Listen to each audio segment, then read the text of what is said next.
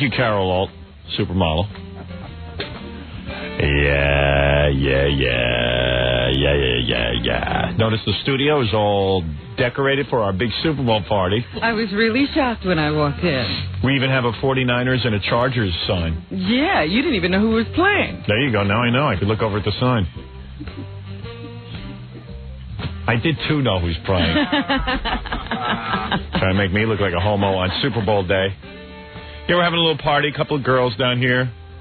Slash is stopping by this morning. Slash? Yeah, from Guns N' Roses. Well, how'd that happen? He coming to the party? Yeah, he heard there was a party, so he said he'd get over here. Slash coming in. Is he staying for the whole day, or is he not? Is he leaving the festivities early? I'm not bringing him to Scores later. That's what you mean. That's what all the guys were saying. They said, you know, you can't bring these rock stars with you. Yeah, because when you go to a strip club. Yeah, because they get all the girls. I'm not bringing Slash. Are we? Well, I mean, I hadn't thought about it. Yeah, because we bring him, you know what's going to happen. What? All the girls will go to him. Yeah. You want to talk about some of the trouble we've had with our girls? You've had trouble? I don't even want to hear it. You know, two of the girls are supposed to be carefree, worry-free. Well, two of the girls decided they didn't want to come because they didn't like Jackie. They didn't like the way Jackie spoke about him. They said I was a really nice guy and Howard was a really nice guy, but Jackie really hammered him, and so they're not coming in. They were really upset. See, Jackie, you're a turn up to everyone. Everybody hates Jackie. The first two girls, the girls that did the lesbian act? Yeah. You're kidding. They were so bummed out. She called yesterday. Yeah, they were mad at Jackie. Is that true? Yeah, it really is. And, you know, Jackie, we got slim pickings this year. We can't afford to have you blow off the girls. You're lowering the numbers, so you don't have those two girls at all? Well, I sort of talked, one of the girls may come in because I said, I told her Slash was going to be here. So she was like, but she called her friend, and her friend would not budge. She hates Jackie now. Thanks, Jackie. We have her phone number. Call her up. I'm very good at apologizing. Yeah. Yeah, ask Patty Davis Reagan. And it's amazing. I don't get to say 2 words. We don't have any good-looking girls hardly coming down, and Jackie blows off even the ugly ones. I can't even remember that. It's the daughter, and she'll be over you all day. And right. The Penthouse Pet will be here. Oh, right, that's right. We got the daughter and the Penthouse Pet. And then there's some of the other girls have pretty good bodies. That blonde yesterday had a pretty nice body. Great body. Yeah. So maybe it'll be okay. And there's still... You don't have a lesbian show, though. No, we don't. Thanks to Jackie, we blew off the lesbian show. Can you tell me what I said? Thanks, pal. Doesn't matter what you said. You turned them off. She just said, she didn't give me exact quotes. She just said that that she felt that you were really abusive and harsh about making fun of their looks. Oh. Yeah. Jackie. Hey, by the way, the Super Bowl party will be on the E! Channel tonight. You'll be able to see it. In time for the pre-game festivities. You'll be able to see the girls and all the festivities that go on in here tonight on the E! Channel. Hey, let me take a break so we don't fall far behind. I got to keep a schedule today. We have a very busy show. It's much to talk about. Do you think you're going to call this other girl, or you're going to let it go? I don't know. I got to think about it. Maybe I'll call her. Yeah, maybe we can make Jackie ring out another apology. All right. There's plenty to talk about, though, Robin. We'll be back right after these words. Eagle. All right, now we're rocking. Back with the Howard Stern Show.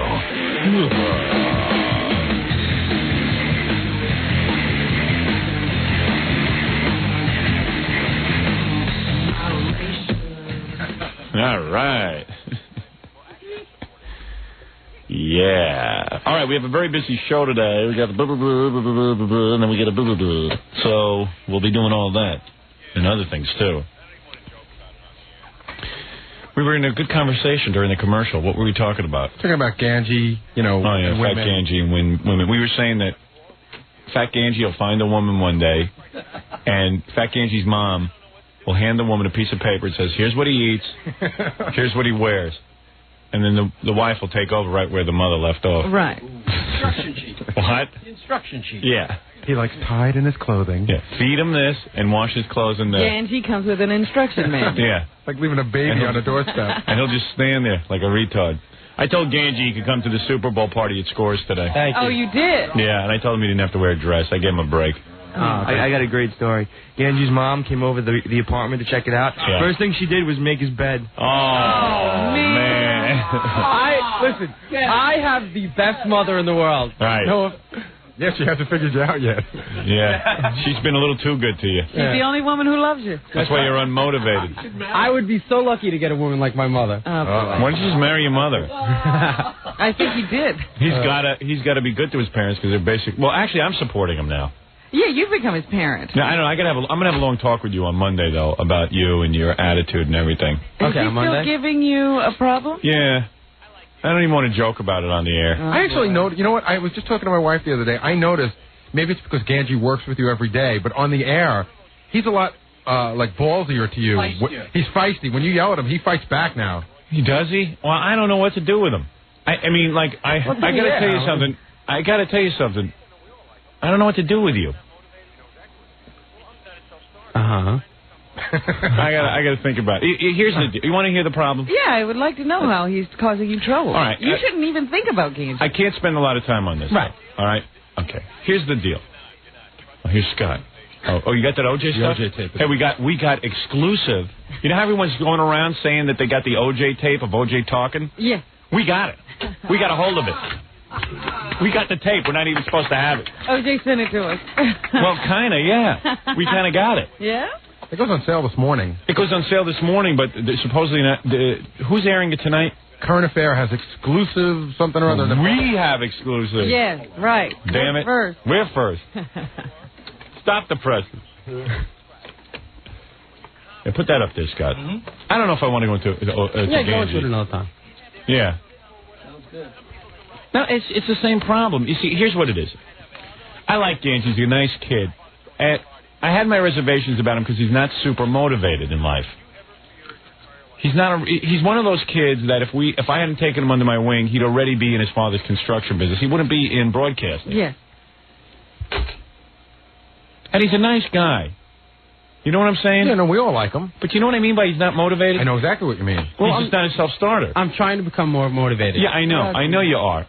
But here's the deal. If that's a problem, he's trying to become more motivated. Yeah, well, here's the thing. Can you imagine? I mean, this is what I'm dealing with. This is what I'm dealing with. I am You're motivated. You're not. Trust me. I know motivation. You want to know who's motivated? Uh-huh. Me. You are not motivated. I am super motivated. Uh-huh. It's got nothing to do with money. It's got nothing to do with anything. Right. It's just I've got a passion in life. Right. Either you have it or you don't. Right. It has to do with the way you're raised. If you're raised in a fearful environment where you think that you're never going to be able to feed yourself, or or your father thinks you're a jerk, you become either you become a complete alcoholic, like our own Jackie, or you become super motivated. Right. When you're coddled and told your every bowel movement is perfect. You have different. nothing to accomplish. What about some if you people had, like, can rise both? above it? What if you had like both? No, I had a father like that, your mother. you had your father. Right. Your father throwing your parties for your That part with graduation. Ganji was a testament to your life. Did you ever fear in your entire life when you turned 18 that you might not be supported? Did you ever have that fear? No, never had Okay. Howard had that All fear. right, okay, here. I never had that fear. Okay, all right. Okay. All right. He doesn't have that fear now. What are you talking about? Well, his idea of motivation is letting his mom make his bed. Yes. That's his motivation. All right, so here it is. So anyway, Ganji, is a nice guy. I like him and stuff. And I needed some work done in my house, because I had a whole bunch of pile up of tapes and stuff laying around. And I needed someone to help me. Yeah, you needed somebody to sort through them, catalog them, that whole thing. Yeah. So, I said, hey, I'll do this for Ganji because he hasn't been making any money, and he's a good guy. And he's trying to get into broadcasting. He's not going to. I mean, he doesn't have a voice. He doesn't have any ideas. Like, you go to Ganji. Hey, Ganji, got any ideas for the show? He's like, Ganji is a blank slate. You write on him. yesterday he came up with an idea, a good idea, for the first time, and then we found out it was Gary's idea that he stole. What was that? About doing Ramona. I was the one who said, let's go down there with cameras and stuff. No, I had said it to Tom before. Okay. I don't know. But I do have to tell you that Ganji's questions have not changed much when he follows the guests outside. Yeah, I know. And last night for the first time, that. like I was so. Oh wait, I'll get to that. All right. I'll get to it. Okay. This is Ganji after every interview. So how'd it go? Yeah, right. No, but So how'd there's it more go? questions Have than a just good that time. one. He's And so every bad. time I come out of, I always go around to say hello to the guest at the end of the interview. Ganji's always standing there with a camera in my face. There's no reason for it, no rationale for it's it. all wasted time and tape. Okay, so anyway, he doesn't see this.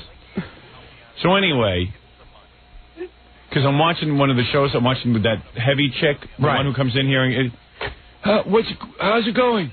How's it going? The same question. I'm Nothing trying not provoking. to be you.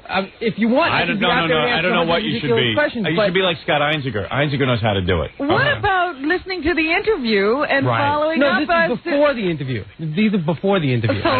He's just a boring guy. You can't even. So how's it gonna go? How's it gonna go? So how are you? Everything's so. All right, so listen. So anyway, Ganji is a good kid. A real nice, well-mannered person. Kind of depressing to be around.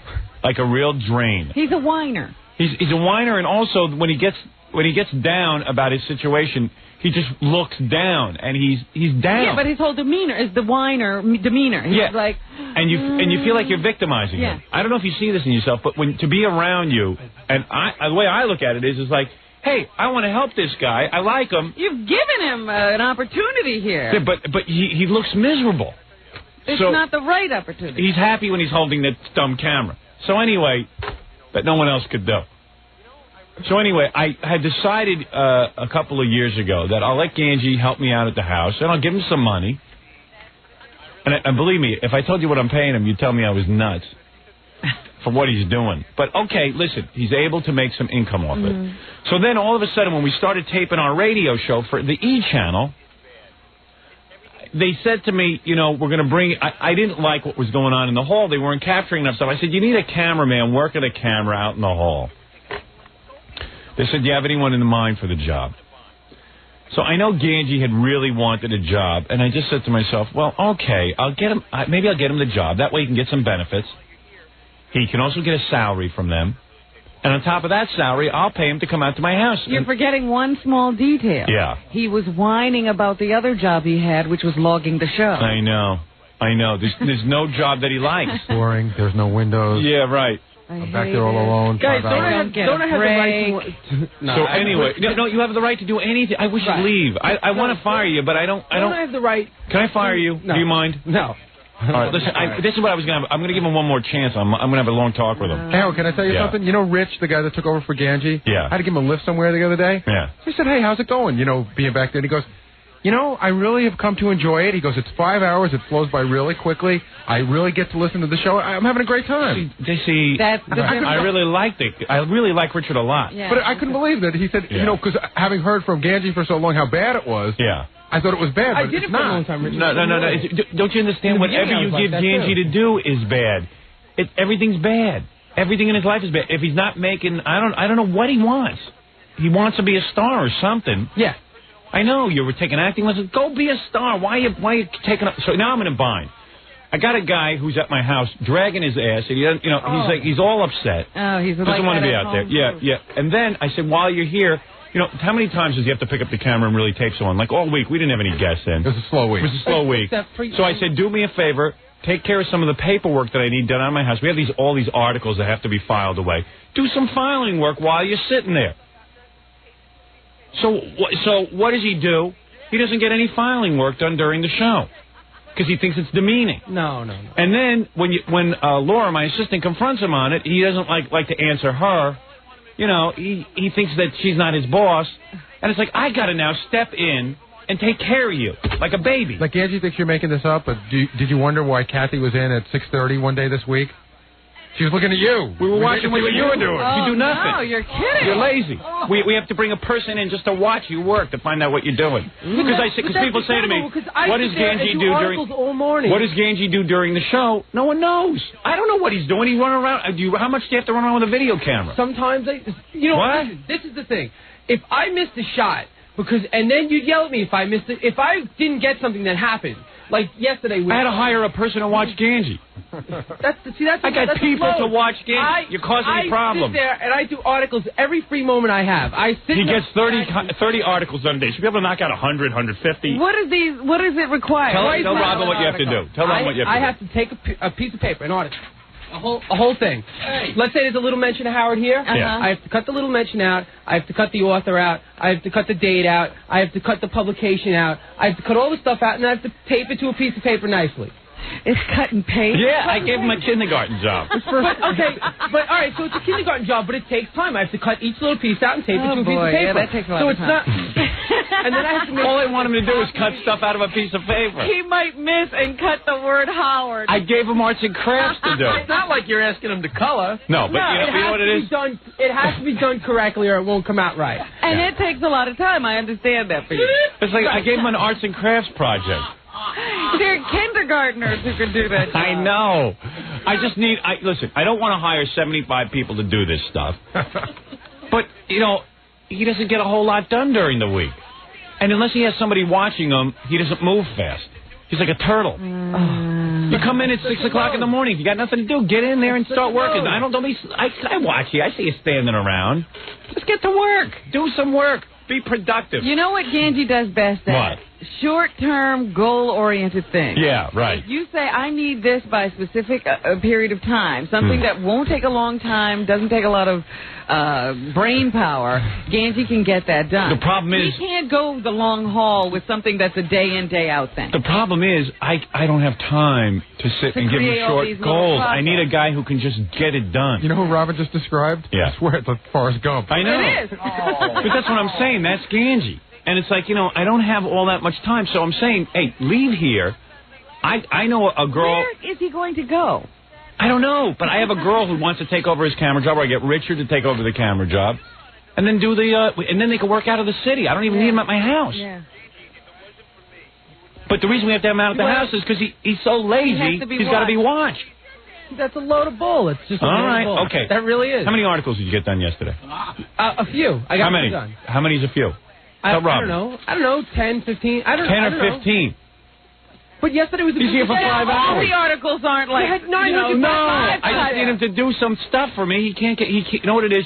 Instead of coming in and saying, okay, I'm going to get a lot of stuff done today. Boom, boom, boom, boom, boom. Get a lot of stuff done. Sit there with a dumb camera and a radio so he can hear what's going on. Maybe he has too much to do. See, he can't. He can't do two things at the same time. No. He can't. I'm telling you, I've seen the guy work. I've been splitting it for months now, and what seems to be the problem is... Oh, there's a problem. No. The problem is, I don't want to miss... I have 2 jobs. I don't want to miss one, and I'm trying to do the other. Now, if you have What don't you want to miss, though? What are you going to miss? Are you sitting there If listening to the something radio? Are you listening to... So how would you miss anything? Yes, in the back I'm on a delay. So don't be on a delay. So let's fix that. Fine, so say that to somebody. Get it fixed. Let's fix that. Okay, your dad will fix it. I'll fix it for you. I'll See, get it that's done. what we're talking about, the lack of motivation. You noticed a problem, and you just sat there with it. You're in life, you're on delay. You're on delay. You're on a delay. Yeah. You just let Ganji, face Robin, it. don't ever ask me for another Ganji, favor, if it all right? wasn't for me, you wouldn't have a job. No one would hire you. Oh, that's not true. Go ahead and please prove me Your dad wrong. would hire you. All right, You're your dad would hire You don't think anybody would hire me? No, See, that's not true. not in the media. That's not true. What would you tried do? to hire What's you something away? we should have footage of when Ganji has to carry the food back to the E? He's like carrying a tray of food, like for all the E guys. Yeah. And you can see in his face that it's so below him that he's not made to be a waiter or a waiter. I know. What am I doing this for? I know. What is it, Ralph? You know, I usually have some free time. I could help you out with those articles. Okay. Really? Yeah. Thank you. Oh, cool. Nice. Ganji's ready to give up his job already. No, but you see what I mean? that's nice. You see, he's like, okay, I'll help you out. Right. But I'm paying you. Get in there. Understand, the reason I gave you the camera job, any idiot can do that camera job. Right. In fact, I know idiots better than you that can do that camera job. Because I tuned in last night. I'm watching that show. I don't know what kind of questions you're asking. In fact, I got to now find someone to ask the questions while you hold the camera. Somebody's got to write questions my for him. God. Yeah, I mean, someone's got to help him. Oh, my God. I never heard questioning like that. I want you to be a self-starter. I want you to become the man that I know you can become. Doesn't matter what you do in life. If you're the president of IBM or you're Ganji. If you got to do an article, get in there. Get them done. Get in there. Show everyone what good job you can do. Create a system that is efficient. He thinks I won't fire anybody. I don't want to fire you, but get in there and do something. Make everyone proud of you. You know you can do a lot more during the morning. You're screwing off. I'm not. Because nobody's watching you. I'm really not. Because the radio's on delay. There've been 5 days this week where nobody's been in. You should have. Right, I did a lot of articles. No, you didn't. You didn't do enough. too. Get out of here. Listen, that's Why are you important. arguing? He's already said he's had people watch you. They know what your production is, and it wasn't enough. I want to see. I need a camera on you. I want to see somebody do them just as fast as I do them. Okay. That's what I want. We'll have to prove to you now. Because I I know I do a good job. I know I do it. And I know I do.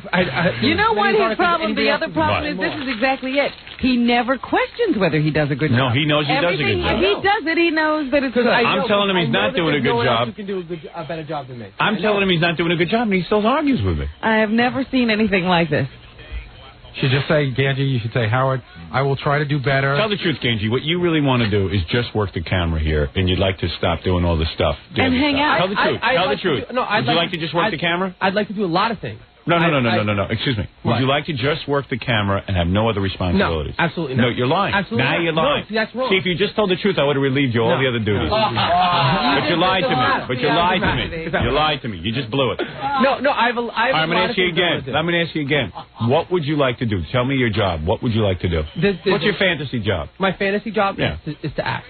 That's my fantasy job. We don't have any of those jobs around here. Right. I'm saying, no, I know that. But that's... No, go back. Act busy. Act more energetic. Act competent. Yeah. Keep talking, Mr. Newton. You want to act like a real energetic guy. Let me tell you about Gary. You might think Gary's a total nitwit, but I'll tell you one thing about Gary. If I give Gary a piece of tape to listen to, like the O.J. Simpson tape, he can pull out exactly what I want. Right. But that's a talent. That's a talent. Absolutely. He might look stupid, he might have funny teeth, he might be dim-witted, but he has a talent that I require. Okay. I'm not doubting that. See Jackie over there? He might be divisive. He might be the guy who sits and badmouths me.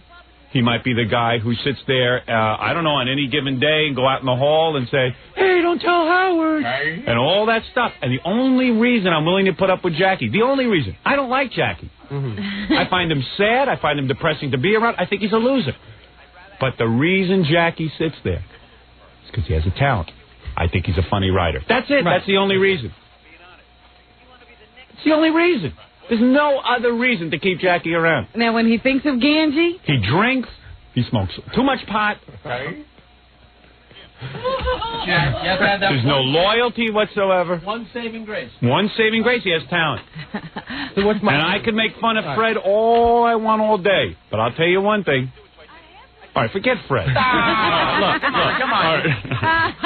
Fred, you're a bad example. I knew you were going to get into Fred's a just trouble. my lucky charm, all right? Okay, there you go. Now, listen. There you go.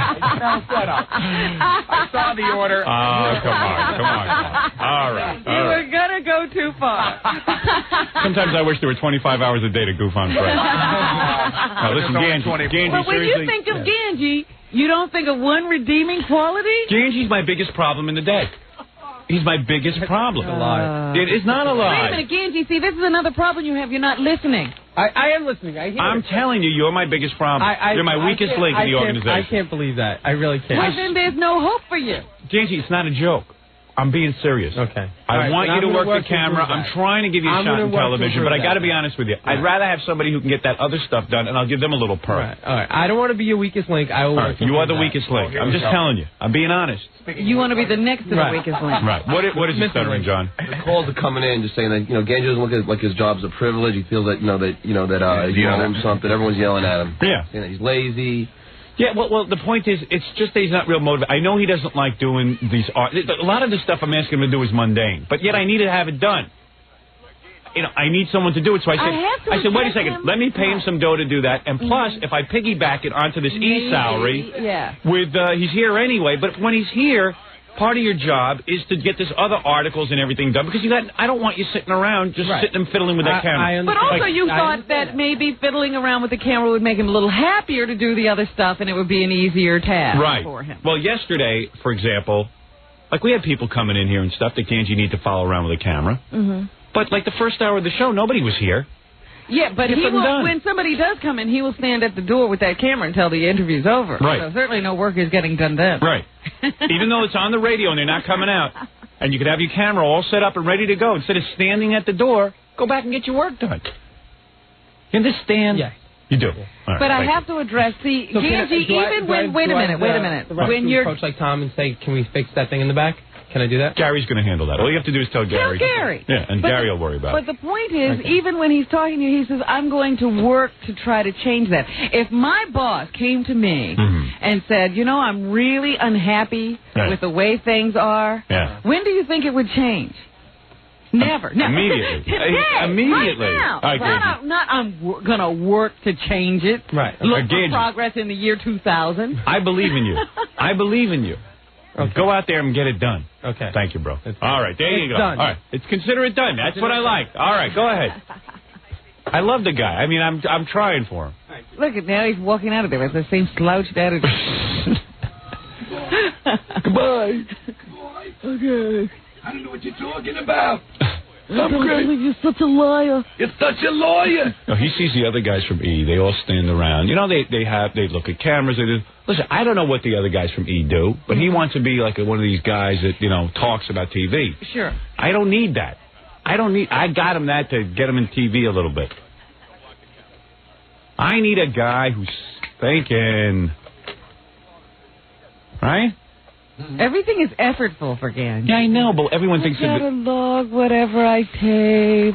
Yeah. I gotta do articles. I mean, it is menial work. I'm not saying it's the most exciting work in the world, but this is a job I need done. I need help with it. But he doesn't understand. It's the level of enthusiasm he brings to that. Yeah. Is the thing that will catapult him to something else. Right. He People might see him get hustling. an idea, Right. how to make it more efficient, make it better. You see, he's a go-getter. He has ideas. Yeah, you move him up the chain. He becomes indispensable. Yeah. He never gets that point. Indispensable or indisposable? I don't know. Whatever. Whatever Ganji might be. All right. All right, anyway. It's an entry-level kind of thing, but he's making okay money. Not great money, but he's doing all right. I'm trying to think, has anybody moved anywhere in this organization? Nowhere. There's no jobs. I keep telling these guys there's no jobs in this organization. It's a dead-end organization. Because I keep hearing about other people, too. I mean, but Ganji's, he's typical. I mean, here is a guy who said he wanted to be on the air, took 3 speech lessons and dropped out. Yeah, right. Wants to be an actor, takes 3 speech lessons. Don't block the camera. All right, sorry. That's all right. You see the hassle here. If he leaves here and goes to his father's business, he doesn't start as a cement carrier. Right. He leaves here and becomes vice president of a construction company. So, right. Which will never happen because I'm not doing that. Right. But should it happen? Yes. So that gives you kind of a... Yeah, right. He's saying, wait a second. It's a nice pillow. He's saying, wait a second. I'm the vice president of a construction company. Right. What do I have to be doing? am I just not doing it yet. I know. I don't know what to tell him. I don't know how to resolve that for you. I know he wants me to resolve that for him by giving him a job that is more befitting a Ganji. I don't want you to give me anything. I want to have to earn it. Yeah, I don't even have a job for you to earn. Right, exactly. That's what I'm trying to tell you. I know that. You have to create it. Right. You have to create this You would job. have to create the job. Okay. That's right. All right, come on. Then don't be so down about what you do. A lot of people give their left nut to be running around with that dumb camera. Go ahead. Go ahead. Get into it. I'm going back. All right, so not everything's glamorous. That's the glamorous part of your job. Right. Now you get into it equally. All right, thank you. All right, please, make my life easy. Good. All right, very good. All right, go ahead. Get back to work. You got things to do. I can't believe you sit around worrying about him. Yeah. This is one of my biggest problems today. I don't have any problems with anyone else. Ganji. Poor Ganji. Well, there you go. I didn't know he was... I thought that had cleared up because you've addressed this with him before. I thought it would only take one. I don't think he thinks I'm serious. Yeah. All right, listen, let's take a break. I'm sorry I had to do that on the air. I wasn't going to get into it on the air. But you pushed it. You and the rest of us. Yeah, Martling did it. Yeah, sounds good. I'd like to see it was. And it was. Jackie, you know what I mean. You've got a lot of menial work to be done around. You got to hire people to do it, and they got to get it done, right? It all has to be done. Right. Well, you should see him crack the whip on his mother-in-law. Oh, really? He gets her into shape. Do you really? What's those boxes, you lazy bitch? Boxes! There's 6 cases of who farted I smelled it. It should have gone out by Tuesday. Where's that invoice? And if she doesn't want to do it, there's somebody that would. That's right. You could not plunk down that phone. You could not plunk down that phone and not find somebody that would do the job. And do it free and be glad to do it. For 3 or 4 days. Right. All right, very good. All right, let's take a break, and we'll be back right after these words. You're listening to The Howard Stern Show. Once again, Howard Stern. It's Super Bowl weekend. I can tell my wife is mad that I'm having a Super Bowl Friday. Really? Yeah, because she hasn't really talked to me about it, and I told her to go to the bank and get me a bunch of money so I can tip some strippers. So you and can go have fun at the strip club. And I can play cards afterwards because we're playing cards tonight. I can't believe your wife has to get you money to go tip strippers. Yeah, because I don't have my own. She takes care of the money. I don't even know how to go to the bank. Something's wrong with that. Yeah. Every time you need money, no matter what it is, you have to. Yeah. Wife has to get Like if I wanted to have an affair with a woman, I say, hey, I need some cash so I can go, buy her a nice jewelry or something. Or if you had to pay for an apartment, let's say you got your little hippie, right. You had a tear. Right. You'd have to go to your wife and say, here, could you start paying this mortgage? I'd have to be honest. I'd say, honey, I got a girlfriend, and I need money so I can take care of her. That's what I would have to do. It's crazy. That's the way I like it. Keeps me straight. That shows a real healthy relationship, if you ask me. So, shows I'm working on the level of a child still. No wonder I still feel like a little kid. Asking permission for everything. Yeah, I don't have my own bank account. Most guys keep their wives in the dark. My wife keeps me in the dark. I knew a woman who she didn't even open her own paycheck. She was working. Right. And she never knew what she made because her husband demanded that she not even open her own paycheck. She bring it home and hand it to him. Now, you're sure. Now, that's a good trick. There's a guy I need to interview. Now, you're sure that your wife isn't squirreling away money in a separate area? She's got it all. She's got it all. What does she have to squirrel? Well, in case anything ever happens. Anything ever happens. She knows exactly what I have. She goes to her lawyer and says, hey, I'm taking half. But, not only that, usually in a divorce case, when one or the other walks out, the first thing you're supposed to do, and usually it's the wife's problem. Right. Because the husband takes such massive control of the finances that she has to somehow clean out as many accounts as she can. Freeze them. Yeah. Howard will have the problem. Yeah. He'll be out on the street with no money. Right. I'd have to say to Allison, look, can you have some mercy on me? All she got to do is draw a line through my name on the checks, and that's the end of it. I'm out of it. So anyway, look. Here's the point. Today is Super Bowl Friday, as far as we're concerned. Super Bowl. Okay. So the point is that I am a man today, and I do whatever I damn well please. Oh boy. And it's a whole day of manly events. It's a whole day of manly events. And that is pretty manly to ask your wife to get you tips for strippers. Yeah, so go get me some damn money for my strippers. Is that exactly how it went? No, I just said, look, I only need some money, so could you please get some? Have a big lunch today. Right. But I can tell she was mad because, she says to me last night, what time are you coming home? She never said anything. She goes, what time are you coming home tonight? I go, I don't know, darling, about 7. Cool. So she goes, oh, that's when I'm going out. I go, oh, you're going out? That's right. I go, well, where are you going? I'm going to dinner. I go, oh, you're going to dinner? Who are you going with? I don't know. Like, she's not telling me. Oh, really? She's being secretive? Yeah, I mean, it's just so childish. Don't you think it's really funny? Oh, please. When your wife... I've been married for 20 years. I mean, let's get over it. But don't you think it's really funny when your wife tells you that she's going out, she thinks she's punishing you? Yeah, right. To me, that's like, oh, now I can watch whatever I want. Yeah, good, yeah. When will these women get it? That's no punishment. Well, guess I'm what? going to not be home when you get here. When you come home, I'll probably be out already. So you mean, I'll have the house to myself? Yeah, you'll be right to the basement with your porno tape. Well, gee, yeah, why did you kill me? It is all. Yeah. So I said, good, I'll stay out later. As long as you're going out. Why are you rushing home? I don't know. And my wife goes out all the time. She goes out every night. I don't know where she is. Something about you going out just gets It drives her nuts. It drives her crazy. It's very funny how that happens. She's running around all week. Yeah. And you say, well, I'm going out on a Friday night to play cards. Harumph. Yeah. It's weird. It is so weird. You will never get any woman to believe the stuff that we do on the show that is wild and wacky is actually work as well. Yeah, I know. Yeah. But even if he wants to go play cards, what's the big deal? She is so afraid of me ever enjoying myself, I think.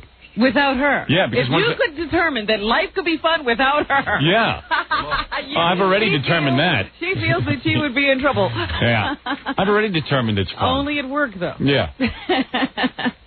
So, anyway, I'm getting smart in my old age. I just ignored all of it and just said, I'll see you tonight. But then she does pull the, you're not a good husband thing. Yeah, who cares, though? I'm not a good husband. You don't respond to I don't even care anymore. I'm not a good husband. I admit it. I'm a crummy husband. I'm the worst guy in the world. Now there's no argument. It's out in the open. I agree. You get no argument I am a from me. crummy, filthy, dirty husband who is self-centered and is a jerk. Now, how much more could you agree? No argument. If I was in front of the judge, I'd say, Your Honor, I am the worst at being a husband. She's absolutely She's right. Absolutely right, Your Honor. Punish me. Case closed. Yeah. I never say, do, or think the right thing. I never do. That's it. Every motivation I have is wrong. Yeah, I plead guilty. Just turn over all the cards. Right. There you go. You know, because a lot of husbands, they go, well, I'm a great guy. I'm a great husband. I used to do that for years. Try to convince my wife I was a great husband. I'm still in that stage. Yeah, don't even bother. You're not. I do a lot You're around having here. that argument already? I do a lot around here. All right, you want to hear the OJ tapes? Yes. All right. I was watching dying for this. Yes, well, I got them. Hey, you know, I was watching the courtroom yesterday, and I got to ask a question. So I'm watching this, and they got all that computer equipment, and everything's all high-tech, it's super labeled and everything else. And they still, to this day, have that one woman sitting there with that stupid transcriber machine. Yes. You know, like right. we're videotaping it. Videotape. Everything's on video, everything's on audio. And the woman is still sitting there with that antiquated piece of thing, writing down everything that they say. Holding down 3 bars at a time, making those squiggles. Because everyone's unwilling to change that. There's got to be like a union. That must be like a stenographer's union. I don't know. You can get a voice-activated thing now that'll put it right into a computer. I know. Well, you know what they said? Gary's probably right, because I remember at one point, was it yesterday? Yeah, that Judge Ito said, you know, now would be a nice time to take a court reporter break. Yeah. But you know what, Hal? Court reporter break. Yeah. So she could get a rest. Yeah. Well, of course. I mean, first of all, I have no idea how that machine works. Because all they do is, like, they just hit the button once. Like I was watching yesterday, the prosecuting attorney was reading a list of names. Mm-hmm. And for each name, she just went... Right, she holds down like 3 buttons at a time. There's only a few keys on that thing. Yeah, there's only like 5 keys. It's like 12. Is it 12? It's like 12 keys. It's amazing. But it's instantaneous. I think if the judge says, what was that, go back 3 sentences, that she can actually take it and read it back. Yes, she can. That's always amazing. Yeah. I always thought it was just someone with a good memory who's scamming everybody. Because when they have those volumes and volumes of transcripts that the witnesses or the jury goes through, I'm like, yeah, that court reporter wrote all that stuff. Yeah. But did you ever notice also it's on a tape that like you get at the supermarket? Yeah, it's the bank. Little thin like tape. a little tiny bankroll. Ticker tape. A little ticker tape. Yeah, and she's reading it. Yeah, she's like, okay, here's what he said. That's got to be a high-paying job. I mean, I couldn't do that. It better be. There's a whole court reporter school you have to go to. Yeah, wow, I imagine. That's a pretty cool skill. But that was pretty funny. This whole thing gets broken up because she needs a break. Yeah. Yeah. Lawyer takes a breath. You know, that's a good place to have a court reporter break. So all the commentators yesterday were saying that Judge Ito has lost control of his courtroom. And I'm like, well, okay. It appears that way. They're all fighting with each other. Yeah, but I think that goes on all the time, doesn't it? You know what? That's funny to me, though. He's so caught up in it. At one point, somebody made a comment about, I don't know, some specific fact or a name of movies, and Judge Ito blurts out the answer to the question. Yeah. Yeah, I know. Well, all I know, here's my commentary, okay? This is what I got out of the trial. Can't believe there are still court stenographers with all that electronic equipment. I think that's the human, the fail-safe. Right. Because if all the electronic equipment goes down, she's still there. The other thing I got out of the court case was Orenthal is not a name I've ever heard in my entire lifetime. Equally, Arnell is another name I've never heard before, except on the planet Krypton, which is Orenthal's daughter, Arnell. You know what? The funniest thing to me was I was reading O.J.'s sister's name the other day. What is it? Carmelita. Carmelita. Yeah, where are they from? That's not even bad compared to Orenthal. But, I mean, you got Orenthal and Carmelita in the same group of kids. And Arnell is his daughter, and she is one hot mama. She's cute. Yeah. But the naming, I mean, Orenthal, when they say Orenthal James Simpson, I'm out of my mind. I mean, Judge Ito is a more common name than Orenthal.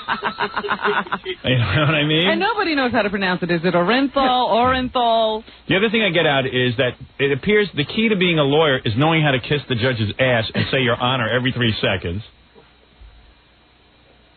And, trying to think what else I got out of it. All of it was BS. All that arguing was just wasting time. Yeah. I don't know. That's sort of what I got out of the trial. They spent all day going around and around and around about one issue. Are we going to sanction the defense for not giving us the names of witnesses? Yeah. And it took all day. Yeah. I learned blacks can be good lawyers. Because that guy Johnny Cochran seems pretty cool. Johnny Cochran. He's got them all stymied. Yeah. All right, here's the tape of O.J. Now, this is exclusive tape. We are the first to air it, I believe. Correct. I mean, in its entirety. This is O.J. rapping. This is his book. His book is coming out today called This Is What I Want to Say. Right. And they do these audio books, and this is O.J. talking. So the setup on this is O.J. is in his jail cell, and the guy that wrote the book with him gives a little rap about how O.J. narrates the most important chapters. But basically the tape is people wrote O.J. letters, and they have actors read the letters, and then O.J. sort of answers them. Okay. So this is O.J. he telling everyone he is not guilty. As soon as the small microphone was set, O.J. leaned forward, looked me directly in the eyes, and said... Who's this? That's the author. Oh, okay. I am 100% not guilty. In my open letter read on television on June 17, 1994 by my friend Bob Kardashian, I said I was innocent. When asked at my arraignment, where the charges against me were first formally stated... Would they tape this in prison? Yeah. Yeah. I mean, that's in your cell, right? You can hear people walking around in the back. Yeah, listen to that. That's in one of those visiting rooms. Right. I'm 100% innocent. In fact, the author describes that they brought O.J. in, and he has, I guess, shackles on his wrists that are shackled to his waist. And then they take it and they clip it onto the floor. Wow. So that his wrists are shackled to the floor. And the guy's describing how O.J. clipped it himself so gracefully, just like when he used to run with the ball. Mm-hmm. To me, he even sounds guilty. For it, I said, I am 100% not guilty. I said it again in Judge Ito's chambers. Sounds like they slowed the tape down. Yeah, it's weird. It does sound weird. I said it again, Judge Are you sure that's not, some medication he was on? I don't know. It sounds to me like somebody told him if you talk slow, you sound more sincere. And I said to you here, I will continue to say the truth until the day I die. I don't even think he sounds like he believes it. It's being read. The guy says O.J. leaned into him and immediately said this like it was extemporaneous, off the cuff. Yeah. He's reading. Yeah. I'm 100% page 2. Okay, now wait a second. This thing is really funny. This is now O.J. explaining. He's asking, who could have done this? Okay. Jackie Mull. Yeah, since I know I didn't do it, who did it? I can't relate to why anybody would kill another person. How funny is that? How about jealousy? Like talking to a stranger. I certainly can't relate to why anyone... Well, why would someone beat a woman? I can't relate to that. Yeah. He wouldn't listen. He has this really great rap. Well, it's really funny because later on in the tape, O.J.'s too busy to read himself, so they get an actor to read his words. Right. And he's complaining that Dan Rather had shoddy reporting because Dan Rather said that he beat his wife 9 times, incidents. And he goes, where did they come up with this number? Instead of saying, hey, I never did it, instead of 9, it was only like a little bit less. Yeah. Maybe it was 11, maybe it was 10. So O.J.'s upset about the amount of times they're saying he beat his wife. How could they count the number? Yeah, how would they know I beat her 9 times? Well, I beat her 6 times. I know that for a fact. He said, where did they come up with this magic number 9? Yeah. It wasn't in the kitchen, it was in the living room. Right, yeah. They're lying. And define beating. Kill Nicole or Mr. Goldman. I have sat in my cell and asked myself, what would I say to whoever did this? The only thing I could think of is why. I also have to ask myself if I could ever forgive whoever killed Nicole. Now, my Bible tells me I have to, but right now I can't. I know whoever did this... My Bible. This is a guy who was out... Rosie Greer gave me. This guy out banging everybody in sight. He's got an affair going with Tony. He's got Paula Barbieri. He's got the wife. He's beating her up. My Bible. He never listened to the Bible. The Bible says you're not supposed to cheat. Yeah. But he did that anyway. The Bible. So he's not going to forgive the person who killed Nicole. Yeah. They will have to face the Lord. Yeah, you sure will. Now this piece Lucky for you, that's a bunch of hogwash. The Lord. What's great is you're having an affair with a hole in your jail cell wall. That's who you have sex with now. That's your punishment. That's your punishment. You had all that great Tukey, and now you're going to have a hole in a wall. I love you. Howard, this piece of tape here is... Let me take a break. We'll hear some more of Orenthal James Simpson right after these words. And what's that piece of paper you got? I want to read that. Okay. Let me see that. Give me that. Oh, yeah? Think that's true? No, of course not. Where is that? While I was trying to do my OJ rap, Ralph was busy opening the door. I don't know, somehow Ralph became more involved with this show than I want him to be. He was like waving to Gary. And of course there's some guy on the phone who says he's in jail with OJ right now and he's calling collect. And it's just not true. But somehow Ralph picked up the phone and got duped. Yeah. All right, we'll be back right after this. Let's return to the Howard Stern Show. And Jackie the Joke Man Marlowe, congratulations. Jackie's Wild Comedy CD and cassette is $10 plus $3 shipping and handling. Jokeland special, buy two, get one free.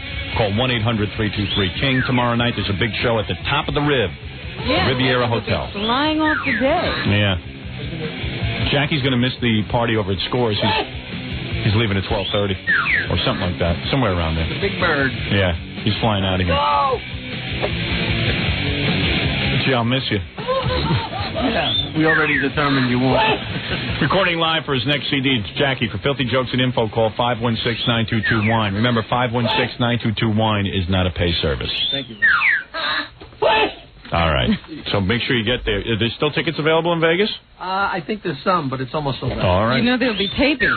Right. I understand that. 1,000 seats, big place. Good for you. Everybody wants to hear. Big place. Everybody wants to hear more, but the girls are already here, and we got to finish the tapes here. Are we going to bet during the party? Absolutely. We're going to be betting. We're going to be getting rub-downs. The only thing you won't have is cigars. And we'll be talking about girls.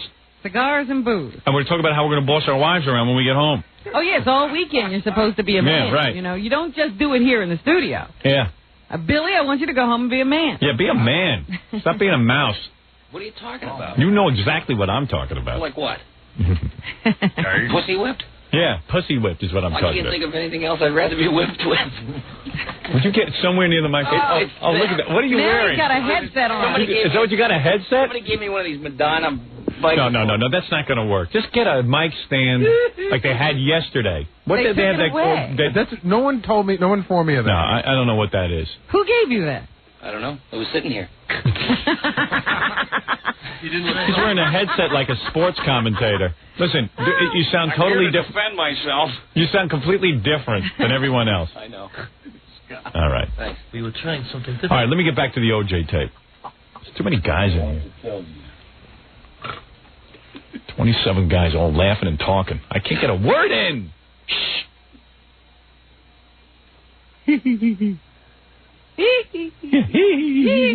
Every minute with that he. Calm down. You're 57 years old. I mean, Put a helmet on. Shut up already. All right, let's get back to the OJ tapes because I want to see these girls. Okay, so the whole tape, like I said, is letters that people write in. And I got to tell you, the bulk of the letters are like, OJ, we support you. We know you're there. And it's just really weird. We know you're there. Of course you But we know, we're there with you. We know that you're desperate. Yeah, the kooks. And OJ's whole tape is, me. Nobody can imagine what I'm going through. Yeah, poor me. Nicole's dead. I'm in a black hole. Me. I'm depressed every day. Right. All that junk. But OJ talks about one of the racist letters he got. Okay. Majority of the letters had some religious theme to them. Many addressed important social... Sounds like Lurch. Religious theme to them. It's a Tuesday. Yeah. Many of the letters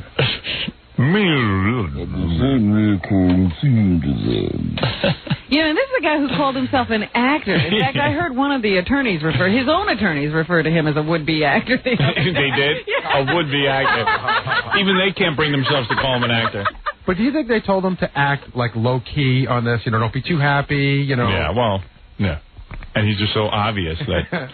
issues that needed to be dealt with. There are obviously a small minority of racist letters, many of them unsigned.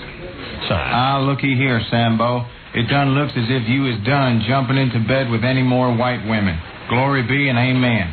Now, something like this would only happen more often to Hollywood niggers like, say, Quincy Jones or Mr. Portier. The world would be a better place. What a nice letter to send to a guy in prison. Wait, the best part about this is the guy actually signed his name in town. Oh, really? Yeah. Worse than celebrity niggers with money. Nothing Carl worse K. King, Jacksonville, Florida. Thank you, Carl. Wow. Let's call him. How do they know it wasn't a phony name? It is. Yeah. Carl K. Carl King K. is King. KKK. Yeah, right. With a K, you probably say Carl. Yeah. Carl K. King. And then this last piece of tape is O.J. explaining his financial situation. What is he explaining? His financial situation. People think he's a lot wealthier than he is, and he's explaining the reason he's doing the book is for money and why he needs this money. The second reason is financial. Many people think that I am very rich and have access to unlimited funds. Many people think I'm very rich. This is not the case. I have succeeded. I have been able to provide for my family, my friends, and loved ones, and some say I've been too generous at times. The legal system requires that I defend myself in a trial since my statement that I am 100% not guilty has not been accepted by the District Attorney of Los Angeles County. This has and will continue to consume all my resources. When the system starts to gain speed, you must keep up with it or be run over by it. The state of California has unlimited resources from the taxpayers to prosecute. Yeah, O.J. wrote this. Yeah. He's reading a statement, the same statement that his lawyer's making. Unlimited resources. Yeah, and they say they don't know anything about when this book or how this book got made. Yeah, sure. They just let him write whatever he wants. Who cares if he even incriminates himself? himself? They didn't look over anything that he said. No. Hey, that's O.J.'s thing. He's got to write his book. We can't get involved. Many people think I've been too generous. At times. There's one part where he sits around and he says, I wonder what was going through Nicole's mind at the time she was killed. And all I could think of was the back of your hand. Yeah. Yeah. I often lay awake at night wondering why somebody would kill Nicole. Turn the page, Paula. These resources will never run out so long as taxes are paid and the state wishes to proceed. I don't have access to similar funds to prove my innocence. In fact, I don't have the sort of sums many people think I have. I'm using all my financial resources, and I am now in need of additional funds for my defense. Sounds like a guy in a reading class. Yeah. Trying to learn how to read. Oh, the other thing on this tape that's... I am now trying to get my funds together. The other thing on this tape that's real evident is somebody must have told him, mention the kids every 5 minutes. Right. Because, you got to mention the kids a lot. Yeah. So they're coming up. Yeah, the kids. But first I want you to know I have already provided for my children. Oh. I have asked the writers of these letters included here to contribute their letters with the full explanation that the majority of the income derived from this tape will go to my defense fund. I am grateful that those who even believe in my guilt also believe that I should have my day in court and have agreed to let their words be used in this tape. There you go. Is that it? There's a lot of other... Yeah, a lot of other junk. But I like to hear when he says he's innocent, I love that stuff. 100% not guilty. Instead, he's busy talking about all the, the kids, the estate, the money, why he's doing the book. I can't imagine why someone would kill her. How about answering why there was bloody socks on your floor? Gee, could I ever forgive them? You know what is weird, though? Like, how come O.J. remembered to get rid of everything that he was wearing except for bloody socks? He probably didn't notice there was such minute traces of blood on the things where they did find blood. Right. He probably didn't notice the blood on those things. Wow. It's like, how stupid can you be? Why should you find blood anywhere? Like, why was there blood in his Bronco? Like, he could say, well, look, there wasn't blood all over my shirts, there wasn't blood on my hands. But why was there blood in your Bronco and on your socks? Again, I don't think he could see that blood in a rush. Yeah, and how did your blood end up at the crime scene? That's the point. Why is there blood anywhere? Right. All of this beats the hell out of me. All of it. There's one other part I didn't pull from the tape that's really funny. They have all these actors reading it, I guess, in the voice that they imagine the writer is of the letter. That's the O.J. portion of the program. To hell with O.J. We have Super Bowl. Super Bowl. Let me go see who's here. He won't be enjoying Super Bowl as much as he usually does. Right. O.J. Yeah, we'll dedicate this one to O.J. We've got somebody called the Penthouse Pet of the Century waiting out there. But I don't know. This century, I don't know. We got a bunch of other girls of varying types. All kinds of gamut you have. Yeah, and you'll be from Penthouse Pet to right. And a lot of you guys, because your wives, Girl Next Door. A lot of you guys don't have the same opportunity we do, so you'll be able to watch it on the E! Show tonight. We're gonna make sure that airs tonight. You were there. Yeah, you'll be able to pretend you were there, and we'll be betting and acting manly and talking about manly junk. Who's out there? Boy, I got to tell you, this is going to go down in history as one of the most memorable Super Bowl parties for. Because there's like nobody here. Right. But here's what's going on. Okay. The Penthouse Pet of the Century's here, right? Right. Now we're unsure about that. All right, we got to find. Well, I'll tell you that when we get back. Yeah. Okay.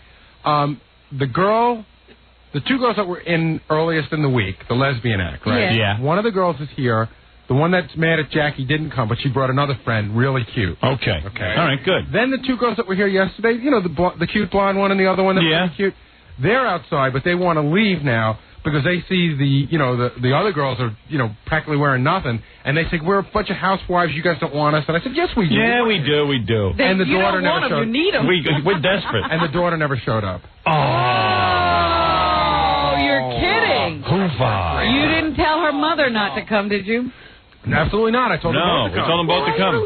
They scammed you. Yeah. Well, I don't know if they scammed us. They might have just backed out. Howard, what you ought to do? Yeah. What you ought to do is get the two normal women. Not to say the other. I'll get everybody in at the same time. But they don't want to even come in. They're maybe you ought to talk them down. Yeah, you got to talk them down. All right. I'll handle. Oh God, the whole party's falling apart. What the hell happened? We used to get tons of ladies down here. All these decorations and no party? Yeah.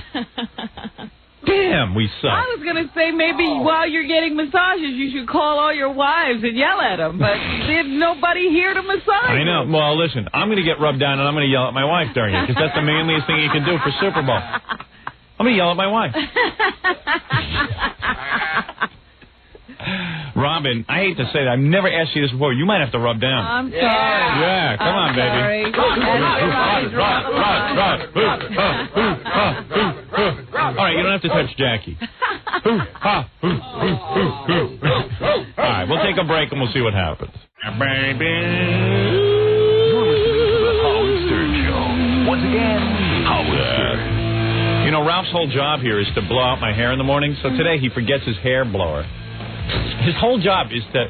That's the only thing he has to bring, really. Yeah, and he's got a whole big cabinet filled with junk, and he doesn't bring his hair dryer. I didn't forget it. Of course you did. Every day somebody stole it. Someone stole your hair dryer. I know what happened. I don't know what happened, but I can guess what happened. Take a guess.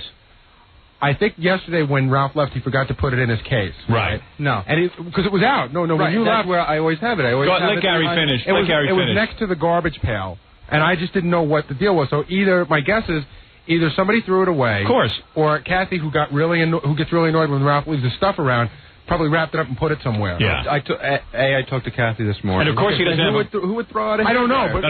But No. First of all, he doesn't have a backup hair dryer, which a guy whose whole job... he left the one hair dryer he has out so that somebody can Let me tell you about Ralph. His whole job here is to blow out my hair, right? So you would think, okay, all he's got to do really is blow out my hair, take the hair dryer, we have a lock-up cabinet for him, stick it in the cabinet, and he's done. Then he goes home. No, he don't go home. He's got to schmooze. He's got to run around. He leaves the hairdryer laying out on the floor. It's your fault. And he's blaming everyone, and they stole it. And I'm like, dude, do your job. I'm not blaming. Goodbye. Get out. No, I've got girls waiting. Get out. It's not my fault. Somebody stole it. Of course it is. No one stole it. Somebody stole it. No, you leave it out in the hall. What happened to it? Somebody stole it. You misplaced it. It's probably at your house. I didn't misplace it. Thank you. Goodbye. I had to take it home. All right, good. Did a fine job. His whole job is to blow out hair, but he's busy doing a lot of other things. I see you running around in the halls. Can I get a rub down, man? No. Please? Goodbye. No. Goodbye. You don't get a rub down. Go put your things away properly. Stay out.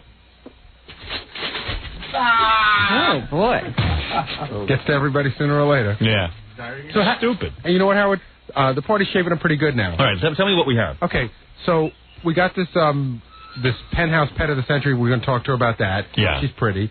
We have the two go-go dancers, very cute. Yeah. Right? Then the mother and the daughter got here. The daughter's awesome, and I saw the mother in her lingerie. She looks really good too. Yeah. So they did show up. Well, we got a mother-daughter combo. And then the two girls that we call the housewife girls. Yeah. They're in their lingerie. I'm telling you, once people get lingerie, they look a lot better. Yeah, no kidding. Yeah, everybody has a pretty good body. Everybody has a really good body that's here. Wow. All right, Super Bowl party. When are you guys?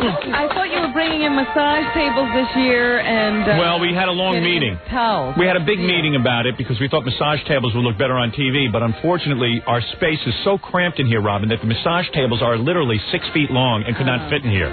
So what I have this year, if I may point your attention over this way, this here is a massage chair. You see it? No, I can't. I have a massage chair and mat, so I can get massaged in a seated position as well as on a mat. Wow. Yeah, I have both. You see, Gary will demonstrate, Robin. Look. Oh, look at that. See, it's a massage chair. How interesting. Put your face right in there, the little face thing. Yeah, but girls can't get to you, know what I mean? They can't rub you down on your legs and stuff. They can't, yeah. Yeah. Well, you it's can not turn dirty. around and they could kneel before you. It's not dirty enough. I don't want to be in a chair. I know what you're saying. You know what I mean? I know exactly. Yeah.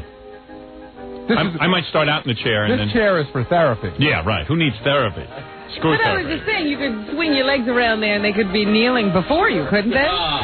Say that again, Robin. All right, Please. one more time. Go ahead. You could turn around. Yeah. And they could kneel before you and do your legs while you lean back in the chair and relax. Ooh. Well, there's a thought. Super Bowl, Super Bowl, Super Bowl, Super Bowl, Super Bowl. Hey, you know who else is here for the party? Don't Who? forget Ronnie the limo driver. All right, we always let Ronnie in. Hey, John, are we going to let Stuttering John get a rub down?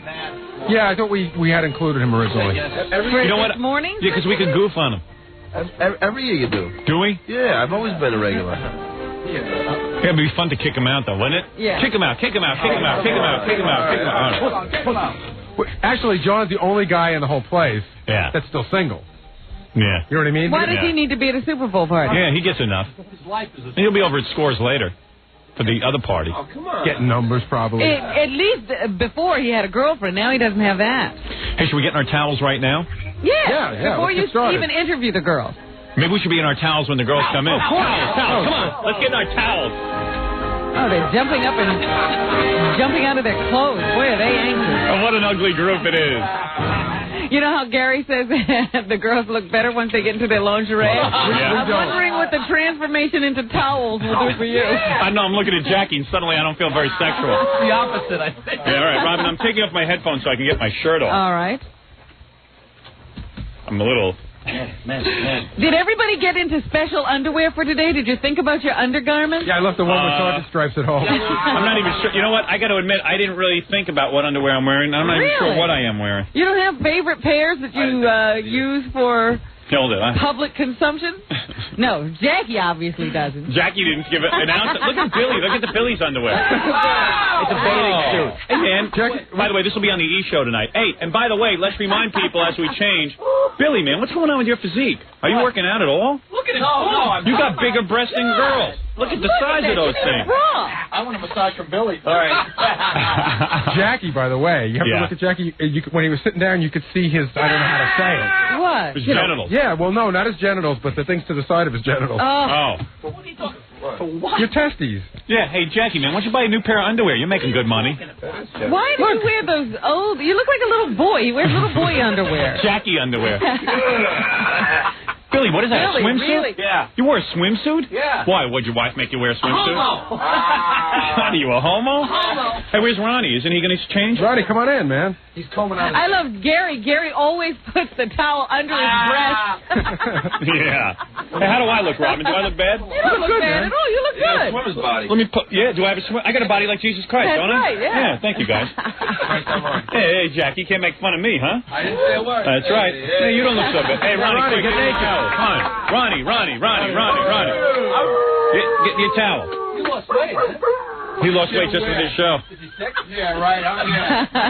Look at Gary, man. How are you wearing your towel, man? Look, it's right up. It's under his neck. Pull down your towel. Look at the size of you.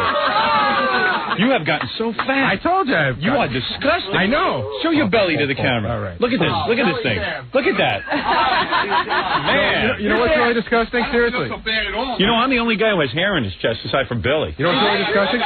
Look what happened to my belly button. Ronnie. What? Look what happened to my belly I know, button. you got a belly button like Is your Jackie. belly button stretching? Well, no, I must have like a hernia or something. Now it looks like Jackie's. Hey, Robin, you know, Jackie's got kind of a nice body, don't he? Well, he's firm. Hey, look at that. Yeah. Is he the best built here or mine? No, you're the best. What about Fred? I can't see Fred. Fred won't stand up. Come on, Fred, give Robin what she needs. I think Howard's got you beat this year, Fred. Yeah, Fred's falling apart. I have an hairy chest. Yeah, sure.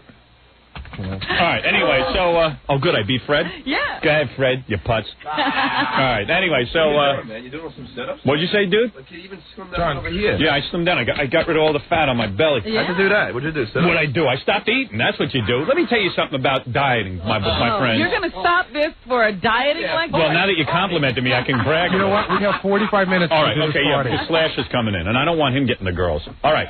Who's coming in first? What girls? You decide. All right, bring in. Let me see this penthouse pet of the year. Okay. All right, let me see that. Get a couple of girls going here. Look at Ronnie's underwear. Girls. What does Ronnie's underwear look like?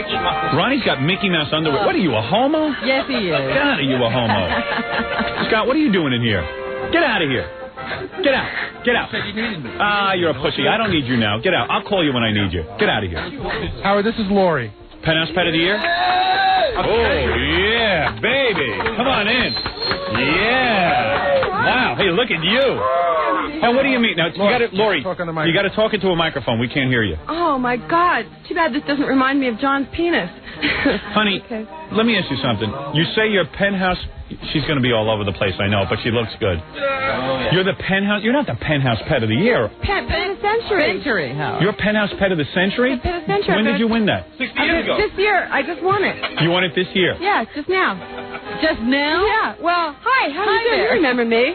I've been with Penthouse since practically since the inception. Really? Really? I don't understand something. You say you're penthouse pet of the century. Do you get voted that? No, Does Bob choose you? Penthouse just. I'm the penthouse pet of the century because what are they going to do with somebody that's been with them that long? You know, it's like there isn't anybody else. He decided it. So you appointed yourself. Why don't you be honest? No, you appointed I didn't appoint yourself. myself. I didn't appoint myself. It's official. Penthouse recognizes Where's my you. magazine? The question is, did Yeah, but you're not in Penthouse Magazine. You're in Paradise Magazine. Oh, well, they let me out just to do the pictures with John Bobbitt. You did a porno thing with John Wayne Bobbitt? Yeah, you didn't see it? Yeah, I saw it. It's in here. Yeah. But did you have actual sex with him? Yes. You did? You had sex with John Wayne Bobbitt? Oh, of course. You know that. Really? Yeah. She's got a smirk on her face. How long did you have sex with him for? 3 months. Is that true? Yeah. Say, I swear to God. I swear to God. Really? I guess I could get you. See, he lives in Las Vegas, and he loves you so much, he just... Are you allowed to say you're penthouse pet of the century in print? Yes. You are? Yes. And you're going to rub us down, or are you going to have attitude? Am I going to what? Are you going to have attitude, or are you going to rub us down? Oh, I'd love to rub you down. Really? She has no attitude. No, She has no attitude? She has no attitude. She's cool about this. Exactly. Lori, She's got two footballs in her chest. If you said Lori get naked, she'd be naked in a minute. Really? I have been waiting to see you again. I wrote you a lesbian love song. All right. So you're one of our girls. All right. Now here, just move off to the side. Let me see the other girl. How come Robin's not in a towel? She'll be in a towel, honey. Don't worry I about have it. 1, 2, 3, Look at 4, the 5. breast implants on her. Don't you love it? My God, how big are You love they? it? What are those? 36 what? Triple D? Yeah. Triple H? Something like that. They're huge. What were you originally before you had the implants? Were you C. Were you really a C? Because they are huge. I mean, don't those hurt? Ouch. Do they hurt? No. I mean, they're just completely I overgrown. could probably hurt you with them. I'm telling you, they're huge. Well, you look good. All right, move off to the side for a second. All right, let me get another girl in here. Wait, we're going to meet all the girls at the party. Oh, wait, here's the mother and daughter. Now, this is literally a mother-daughter team in lingerie. Yeah. This is the weirdest thing I ever saw. Now, Mom, you don't feel strange getting involved in a sexual situation while your daughter is here? No, she doesn't. You don't? No. Hello? You talked it over? Did you guys talk it over? Yeah. You did? You know what she said after we left? She wants to... Because it's Super Bowl! Super Bowl! Super Bowl! Super Bowl! Super Bowl! Yeah! Nipples! Yeah! Nipples! So she really likes you, huh, Howard? You really like me, huh, Mom? Yeah, I have a crush on you. You have a crush on me? To her, Howard... Keep her away from me. To her, you are the Super Bowl, Howard. Is that right? Now, what about you? You're wearing too much clothes, daughter. What's it? Yeah, take off that top so I can see what's doing. You know what? They told me that I couldn't show my bottom. I'm bull. Who told you that? Probably E. Screw E. Get that thing off. That's too much clothes. Who wants to have? What kind of outfit is that? You're wearing more clothes than Billy. Let me see. You can wear that. What a body on your daughter. Yeah. Holy mackerel. Wow. I still think it's weird having a mother and a daughter. Oh, it probably is weird. It really is. Mom, you okay with all this? Yeah, I'm fine. All right, if you can't handle it, bail out. They're really a mother and a Mom is wearing a dress. Yeah, I mean, Mom is wearing more clothes than anybody. I didn't want. Well, you know what? We didn't know that. I thought What do you got under there? Let me see, Mom. Pull up your dress so I can see what you can't. You can't? Oh, it's a real mess? There's nothing under there. She has nothing underneath there? How come you're wearing stockings? Why would you wear stockings? I wear my jeans and just my regular. This is not even my clothes. Lose the stockings. All right. That's a massage girl. You too, Mom. Why are you wearing stockings? Well, I didn't know it was going to be today. My daughter didn't tell me it was going to be today, or we would. I thought, they never know what's going on. These Wait a second. Let me understand. No, you took my number and you didn't call me back. Mom, you didn't know the massage party was today? No, I didn't even know. How did you end up here? You told me to come back at 7 o'clock. Howard, I told everybody to come back Friday, 7 o'clock for the party. For the big party. I mean, everyone else knows why they're here. All right. Who cares? As long as we're getting rubbed out. We don't want them mad at us. Yeah, we don't want you mad at us. I'm not mad. All right, take it easy, will you? All right, now, who else is here? What other girls are here for the party, Gary? Headphones, step down. Step down there. We're going to get rub downs while we bet on the Super Bowl. Step down, ladies, please. Yeah, ladies. All right. How come everybody's wearing stockings? I hate stockings. Housewives, here, get in front of the microphone. The housewives, Howard. We're here for you. I hate stockings. Why are you guys wearing stockings? Because we're Howard. You're wearing more clothes than anybody. Howard, but we're here to do a task. All right, you know what? Maybe it's better that the housewives just keep their clothes on. But you know what? Look at the blonde here, the cute one. Yeah. She's wearing like my mom's underpants. I know. What is with you? That's not laundry. You're wearing white lingerie with black stockings. I thought that you would like that. That's a real turnoff to a guy. Sorry. All right, Yentas. You just stand over there. Okay, move down. Hey, they'll try hard, though. I like these two girls. Go ahead. All right, now here's... Oh, whoa. Hey, yeah. Oh, no, come here. Come here. Now introduce yourselves, girls. Now, are you both strippers? Yes, I'm Danny from Show and Tell. You're Danny from Show and Tell. Now, your friend bailed out on us, right? That's right, Howard. What happened? Well, Jackie broke her up into pieces, and you just, really insulted her. Didn't you say that she should wear a bag on her head or something? Yeah, she was really offended. And Jackie, if I told you what she told me to say about you on the air... What did she say? You have to close the show. Really? She said... Wait, what did Jackie say to her that got her so mad? Actually, he didn't say anything to her. It was his response after we left, and she was... What did Jackie say? Exactly. Well, you said something about bags over their heads. To tell you the truth, Howard, remember when we left, we were walking out the door and you said about the Nicole Simpson mask? Yes. Now, I didn't take that offensively because I know it wasn't like he's trying to hide our faces. Right. I know Howard's sense of humor, and it's because he was talking about O.J.'s trial, and he wanted to make it like... Well, we had said to her, hey, do you mind wearing a bag or a mask over your head? When you said a Nicole Simpson mask. Yeah, we said, could you wear a mask? I don't remember saying that to her. Oh, really? I don't remember the bag. I didn't. No, you didn't say bag. It was Jackie. Oh, Jackie said it. Oh, Jackie insulted our girls. You crossed her. You crossed her, now we lost her. But I like who we picked up anyway. So. She was a big fan of yours, Jack. Now, who is this friend of yours? Is she another lesbian friend? No, she's not a lesbian, but she's a fellow dancer. Amanda from Show and Tell. Oh, Amanda, you don't do lesbian stuff? Thanks a lot, Jackie. You lost the lesbian show. Oh, what are you saying? You do lesbian stuff? I could. You could? Did you two ever kiss and stuff? Kiss her? No, we never did. Would you guys kiss each other to start the party, please? Yeah, that's a man thing to watch. Go ahead, do it. Go.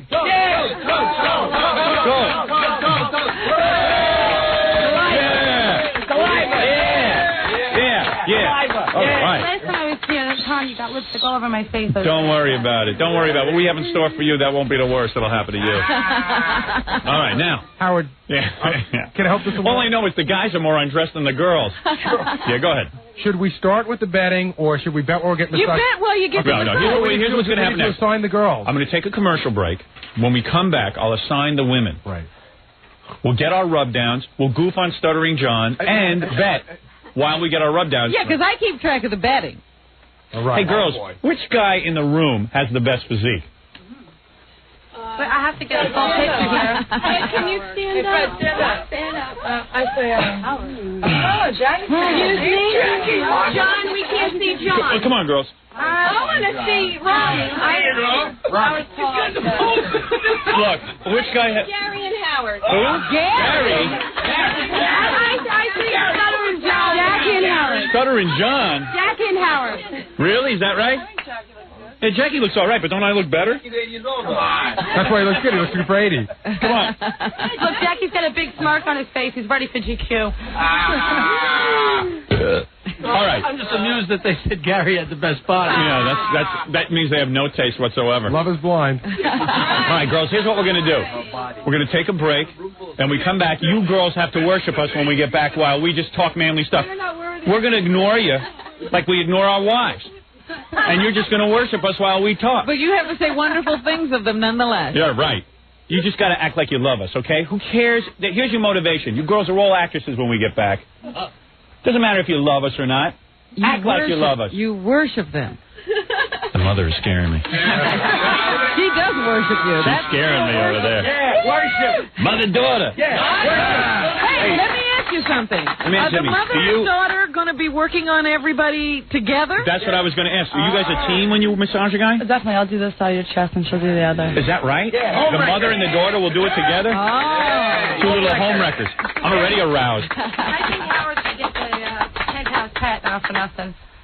Yeah, thank you. Let her She can get the pass. Damn right. I'm going to let her massage me, too. All right, when we come back... Everybody's going to get a turn, girls. There's a lot of me to go around. All right, we'll take a break, and we'll be back right after these words. You're listening to The Howard Stern Show. 97.1 The Eagle. 7:55 at The Eagle. This is Brad. It's 8:02 at 97.1 The Eagle. You're listening to The Howard Stern Show. Once again, Howard Stern. All right, Super Bowl, Super Bowl. Super Bowl, Super Bowl, Super Bowl, Super Bowl, Super Bowl, Super Bowl.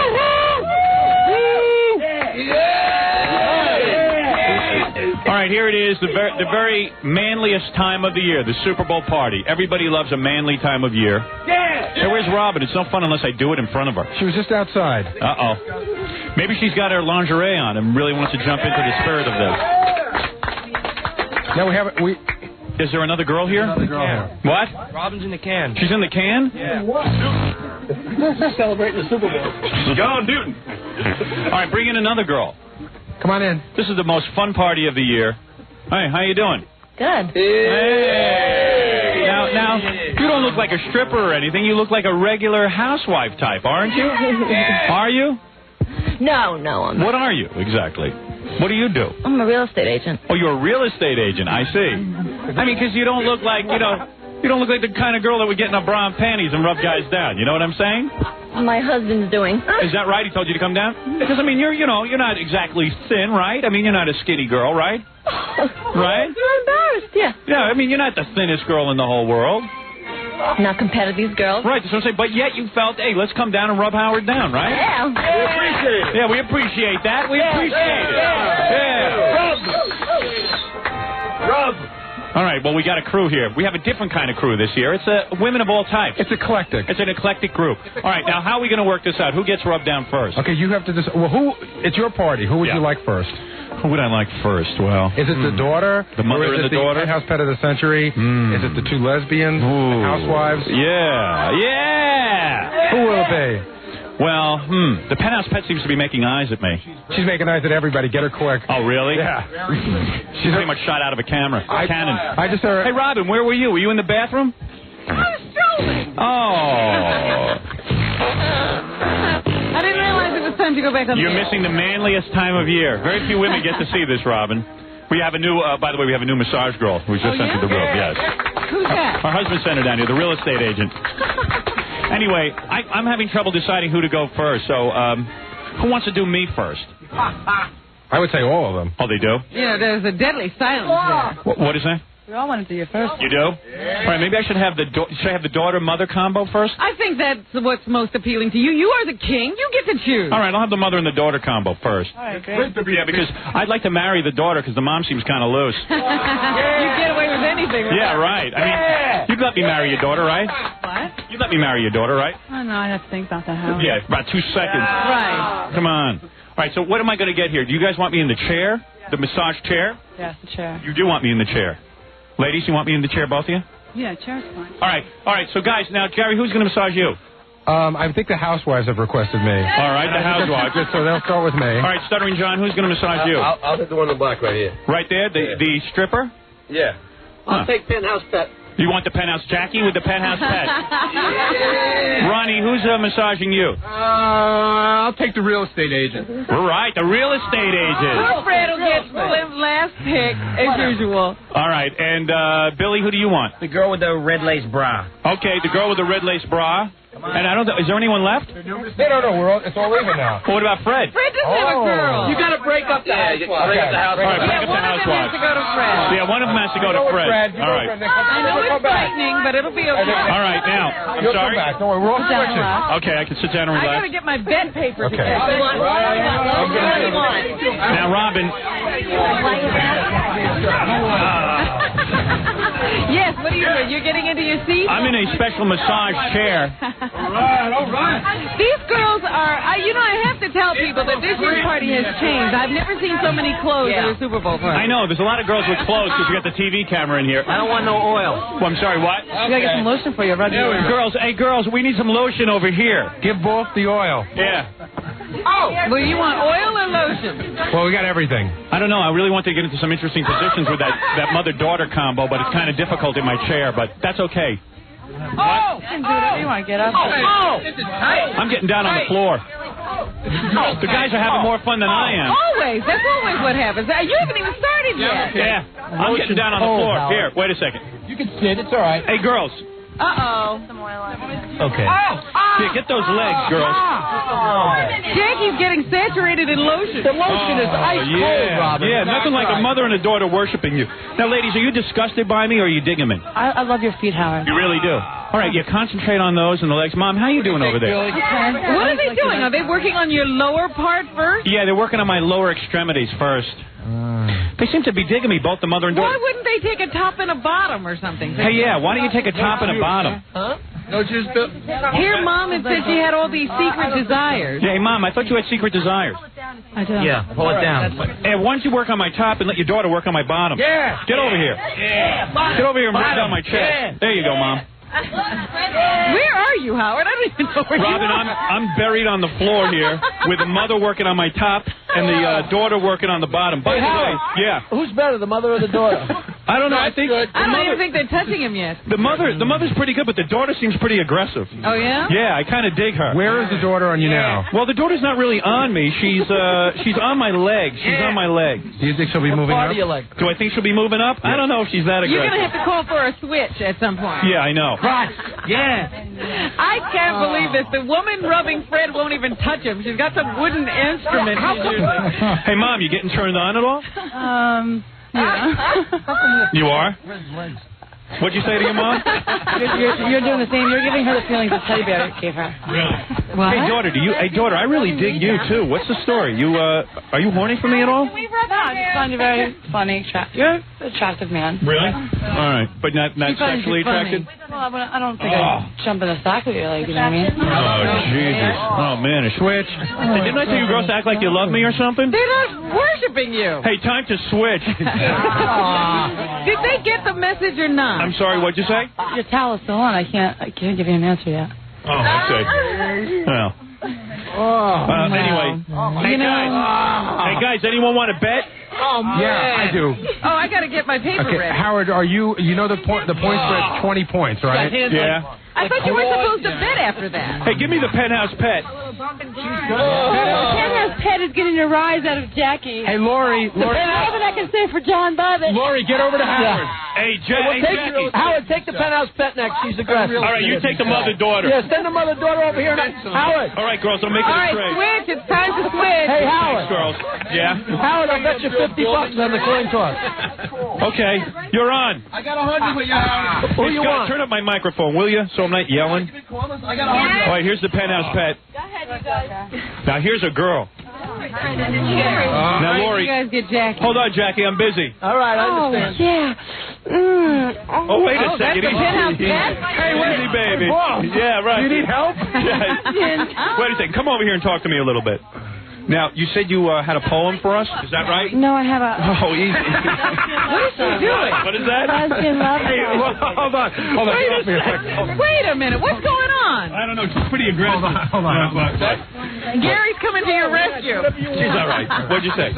Now, what is the... I have a lesbian love song. Gary said he'd play it for you. I wrote it and recorded it just for you. Okay, let me hear it. No, she's sing it now. Girl, you feel so fine tonight. Yes. Will you take my heart away? Hey, Barbara. Girl, How you doing? I never thought I'd live a dream. I can't wait any longer. I dig her. Girl, you are the one. When you take me in the sun, you are my baby. Yeah. You are my lady. Tell her to start singing. You are the woman. Tonight, you're my girl. Wow, I got to take you on vacation. Whoa. I got to take you. What's she doing over there? I don't know, but she really knows how to give a good rub down, I'll tell you that. Howard, this daughter has good hair. Hey, was that... Sexually healed Howard John Stern Bobbitt. Yeah. Now, what's with you and John Bobbitt? What's going on with that? You did a video with him? What, are you in love with him? What? Well, I'm trying to be in love with him. It's just that making love with John is like making love to a necktie. So he's going to get caught on that that scar? That you get caught on that knot? So is he any good in the sack? Well, making love with him is kind of like playing pool with a rope for a few seconds. Is that right? Or how about the layout in Paradise Magazine? John's pictures on page 70 and 71, and his penis is on page 94. Yeah. So there you go.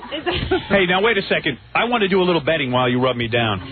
All right. What's going to be the betting? Where are we starting? I bet if you don't get her away from her, you're going to get in your trouble. marriage will be over. Yeah, I think I'll be divorced. I know you love your wife. I do, but I think I love you too. I'm just trying to, beat out Amy Lynn after all these years. Yeah, well, you absolutely do beat out Amy Lynn. So, I just wanted to let everybody know to come see me tonight. Where's that? At the Paradise Club. All right. And I'll be a backup, a popular man at the Private Eyes too. All right. I better switch before my marriage is over. What are we betting on? Howard. Yeah. Okay, the point spread's 20. Come here, Lori. I need to talk to you. Yeah, you need to get a rub down from Lori. I'm telling you, that's the way to go. The point spread's 20. Yeah. All right, I guess it's time to switch, girls. Switch. No. Hey, yeah, which broads am I getting? You got to call them broads. It's Super Bowl. Okay. Take Amanda. All right, Howard. Amanda. Fred, take the real estate agent. I'll take the lesbian that hates me.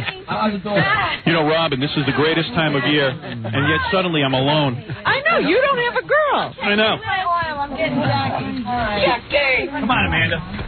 Hey, Amanda, you want to do my front or back? Bye. See you later. I think you got the house. Amanda's a stripper, Robin. Oh, she is? She's been waiting for this. Hey, maybe we should goof on Stuttering John. That's a manly thing to do. I know John's having fun, Howard. Okay. Why? Because my foot is in his crotch and I can feel it. Hey, Amanda, you really know how to please a man, don't you? I'm relaxed. Amanda's really very aggressive. Oh, Amanda, are you turned on by me at all? Thanks. Really? Hey, Howard, which one is Amanda? Amanda's the new stripper who just came in here. This is great. Now you're relaxed. Now, Amanda. Wow, this is good. Hey, Amanda, let me switch positions so the camera can see you. Good. No, right. the hair is so soft. Ronnie's hair. Oh, the hair on his back? Second, I got an idea. Let's shave junk into Ronnie's back. Yeah, let's do it. Let's do it. I don't know, Robin. We could shave little messages into Ronnie's back. Oh, yeah. Free OJ. Free OJ? Hey, Ralph, you want to shave free OJ into the back? 100% not guilty. 100% not guilty. He can't get in. Neither can I. Look at Ronnie. He's so happy. Thanks, boss. Don't I get a bitch? Billy, just grab a woman. Don't I get a bitch? So anyway, Stuttering John made it into the room again this year. He always gets very quiet, too, so he doesn't disturb you and you don't pay attention to He him. wants to go unnoticed so we don't throw him out. Right. Well, Stuttering John's the guy who went to Las Vegas this year and actually ended up at a table with Brandon Tartikoff, the former programmer of NBC. I went home thinking about that. I know, how that weird was pretty was. goofy how bad Brandon Tartikoff's career has gotten. Come on. What do you mean? Come on. It's true. It's you, Stuttering John. Hey, Ralph, can't you shave something into somebody's back? Yeah, what do you want me to shave in Ronnie's back? Free OJ. Yeah, why don't you shave poor Brandon? No, free OJ's good. Yeah, free OJ's good. And have me sexually heal him here with you. All right, Amanda, get to work. Come on, do your thing. All right, now I'm trying to determine what we're betting on again. Oh, we're going to bet on... Jackie wants to bet me first. Coin toss. I'll take $50. I'll bet on the Chargers. Coin toss. Hey, Penthouse Peg, can't you work on my legs? Jackie, Chargers. Thanks. No, Howard. What? I need the hair here. He's going to shave them. Yeah, let him shave something into the back. Should I say 49ers or free OJ? Free OJ. Free OJ. Hey, boss. Yeah? You glommed the pet off of me, and now I'm empty. Yeah, sorry. Hey, anybody want to come over here? Anybody? Ralph. He's begging. Ralph. What do you want to bet? All right, Jackie's betting you $50 on the coin toss. He's taking the Chargers. You covered my action, Howard? Yeah, okay. I'll take that. I bet you, Jackie. Who wants to bet on the actual game? I do. Wait a minute, you got to do this one at a time. I'm trying to write it all down. All right, Howard, who would you take with the 20-point spread? Would you take the I want to take the Chargers and get 20 points and bet you. I want that bet, too. Hold on a second. I got to talk to the Penthouse Pet. What? Right in front of me, right here. You a lesbian? Hey, Rob? Girls want to kiss? Don't take all day because I'm losing out on my massages here, you know? What? I love to kiss. You love to kiss? Thanks, Barbara. You want to kiss her? Yeah, good What? man. Okay, go ahead. I got two girls kissing and rubbing me down at the same time, Robin. Wow. The two of them are making out and rubbing me down. I think it's Who have you got over there? The Penthouse Pet and who? I got, no lotion. what's your name again? No lotion. Amanda and the Penthouse Pet are making out. Oh. What? Yeah. Amanda. Are you guys falling in love? Lesbo, yeah. Scott, turn down everyone's mic and turn mine up because I can't hear what anyone's saying. Told me if I massage you, I should dig my nails. Scott has no idea what to do. We'll help you. Dig your nails in. Hey, girls, you digging me at all, or are you completely repulsed? I'm not a complete lesbian because I do like you, Howard. You really falling in love with me? Don't draw any blood, huh? I haven't heard them give you one compliment unless you solicited it. I know. I got to beg girls for compliments. Hey, tell me what a man I am. And how beautiful you are. Tell me how beautiful I am. You want him. So big. You feel beautiful. Gorgeous. You're so big. They're really bad at this. I know. Make me feel like a man. Look at how big you are. Billy's helping. Shut up, Billy. Are we getting a rise out of you now? Yes, you're really turning me on, girls. But what about telling him he's the greatest disc jockey in the world? Why don't you turn over again? You want me to turn over?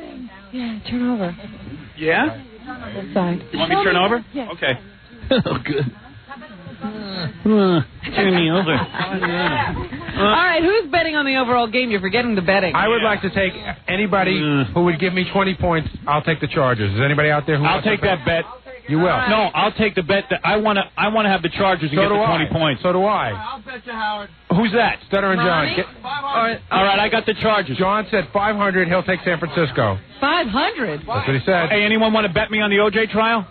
God. What's the bet? I say OJ is found guilty. Find someone who says different. There's some people who are starting to believe that OJ isn't guilty. I got to tell you. No, not that he's not guilty, but that he'll get off. Right. I got to tell you, after I listened to that tape for 90 minutes last night, I started feeling sorry for him. Is that right? He really starts making you feel bad for him. Yeah, well, that tape isn't admissible in court. I'm sorry, excuse me, girls? Do you have a foot fetish? I just want you to do it all. Can I rub her at the same time I'm rubbing you? Yeah, rub her, and now you see the Penthouse Pet knows how to party, Robin. Rub my feet. Yeah, rub my feet, rub her, rub me, rub everybody, and kiss me. I'm just trying to keep track of the bets. Stuttering John has bet Howard. Robin, you can't ignore what's going on here. I don't know what's going on. I'm not sure either. Stuttering John has bet you $500. Are you taking it? Who's he betting 500? You. Is that right? Yeah. 500, John, you're going to go for? Yeah, why not? Gary, I'll bet you 100. Okay, I'll go. John, you sure you want to go 500? Yeah, but you don't want to. No, I mean, I'll go Get a microphone on him. All I know is I got two girls making out while they're rubbing my feet. But they're paying more attention to each other than me. This is the story of your life. I know. I hooked up two girls, and they're totally into each other. Well, you always said you just needed to be over in a corner of the room. I'm not that hairy, Ralph. I can't believe I have two girls making out with each other, and they're ignoring me. They're not touching you? Well, I mean, they're rubbing my feet. They're doing good now. They pay a little attention to me, girls. All right? Come on, seriously, am I that repulsive? You know, if you had any idea how much everybody loves you. Really? Can I tell you have some fans that, I mean, they're just, when they find out that I've been here, they will just love me forever just for being here with you. You have a fan in Phoenix that just, Eddie Webb, Yeah, but what about you? They love you so much they just have to kiss each other. Yeah, they're in love with each other and they have to kiss each other. I can't take this rejection, Howard. No. All right, good. Any more bets? Yeah, Robin, I'll bet you the coin toss. Jackie and I bet $100. All right, what am I... John, I'll take you for 500 if you really want. 20 points. I get 20 points. Yes, with the Chargers. Okay. Hey, Fred, you think I'm nuts? No, I think John's nuts. I'll take that bet, but I don't want to... I'm going to feel bad taking 500 from But you. there's a lot of people, Howard, there's a lot of people that say that, San Francisco can cover the spread. They've covered the spread all year, Gary, you checking out the Penthouse Pet? She's making out with that girl Amanda. Oh my God! And they're rubbing me down. Robin, I'll take you for the coin toss, Robin. I got the show going on over here. I think the real show is for us to get up and just throw them on the mat and watch them. Yeah, I want to watch you two roll around. Can we get naked? Who are you taking in the coin toss, John? Did you get naked? I'll take San Diego on the coin. Yeah, you guys can get naked, sure. I think we have enough footage for the Yeah, we have show. enough footage for the show. Yeah, you two can get naked. Yeah, sure. Yeah, naked. You've been dying to get naked all morning. Yeah, I want to see that. You two get naked and undress each other while I bet, okay? How much, John? This is so manly. $50? This is so manly. Thank you, girl. Hey, Howard, how about the halftime score? You want to bet who's going to be in... Who's ahead at halftime? Well, okay, I'll bet on anything. You're crazy. Yeah, I'm watching two girls undress each other. I'm watching really. How do you do a point spread thing for halftime? Never mind the point spread. I got to get a microphone on these two girls. No point spread at halftime. How's it going over here, girls? It should be 10 points at a halftime. It should be 10 points at halftime. You think so? They're doing a whole lesbian thing over here. Halftime, it's half of the 20. Hey, guys, you see what I got going on over here? I'm totally mortified, loving it. Anyway, where was I in my betting? Can someone tell me what I bet so far, Robin? All right, you've got $500 with John and the point spread. And you've got... What a body on her. $50 on the coin toss, John. You've got $50 on the coin toss against Jackie. Hey, you girls want to go on vacation with me? Yeah. Home wreckers. I'll take both of you. Home wreckers. Yeah. Next week? Let's go. I'm off next week. Yeah, me too. I'm off next week, too. Oh, man. Off and running. All right, so anyway. Halftime bets? I got two girls undressed, doing stuff to each other right in front of me. Oh, don't be a prude. I already got the one with the black thing's being a prude. Oh, is she? Well, I don't blame her. Well, I'm just trying to get her. She's uptight. What are you doing, Ralph? What's the betting, Robin? No one's betting. I'm trying to tell you. You guys keep getting distracted. So far, you've got bets of $550 out. I do? Yes. Gee, how'd I get myself in that predicament? All right, who else wants to bet? Freddie hasn't bet. I want to bet you on the OJ trial. I say $100. Oh, God, I got to get another sheet. All right, I'll take that bet. Wait a second. Does anybody know what the under-over is on the game? No. I say he doesn't get off. I'll take. I don't even know what under-over means. Under-over means combined scores together. They pick a number, like say the number's 60. Yeah, that means that the two scores together at the end of the game have to be under or over 60. Hey, can I just say something? What's that? The two girls are undressed, and they're rubbing oil into my chest and kissing each other. How's that? Wow. Girls, you enjoying me? Hey, Howard. You make your nipples hard. All right. Go ahead. Make them hard. Hey, anyway. Freddie, you're saying OJ's not guilty? I'll take Fred for 100 for that. Fred's saying he's going to walk. I say he's not walking. All right. I'll take that. I got 100. All right. I say I got enough confidence in Marsha Clark and that other black guy. And Judge Ito. I say that the jury will find him guilty. Same with me. All right, how much are you betting? I'm betting 100 with Fred, and John's taking 100 with Fred on the same bet. I'll bet you $100 that the crowd's going to chant Howard enough to upset Kathy Lee visually. Oh, there's a bet. You know, hey, the two girls are rubbing each other now and rubbing me. Wow, What the hell super. with this betting? What the hell with the betting? I've never. You're such a pro. You're concentrating the whole way. I know. I'm so busy on betting, I'm not even paying attention to what's going on in front of me. I like my spread better. Yeah. Anybody want to bet me on the game? Well, who do you want, Robin? Forget it. I want the 49ers. All right, I'll bet you 100. I'll take San Diego. You'll give 20 points, Robin? Yeah. All right, I'll go you 50. Hey, these girls are making me feel I'll really take 100 good. with you, Robin. I'll take San Diego. Hey, girls. Anybody want to bet? We're going to bet that we don't get to go on vacation next week. Oh, that's so sad. Oh, man, nothing like a good massage. God, I feel like a man. This is great, Howard, man. Wait a minute, I got... Thank you, Wolf. I love you, man. I'm in paradise when I'm with you. John, how much are you going for, 50? 100 on that one. 100? Yeah. Gary? I'm going 50 with you. Okay. Oh, man, what Fred, a rub down. you want I'm any action? Yeah, you want over-under? Yeah, what is it? What's the over-under? I don't know what the over-under is. Fred said it. Hey, can I touch your leg? No, we don't know what the number is. It's set by somebody. Wait, Grillo, go check the fax machine, Grillo. There's a whole thing from Vegas I got on there. Oh, wow, that's nice.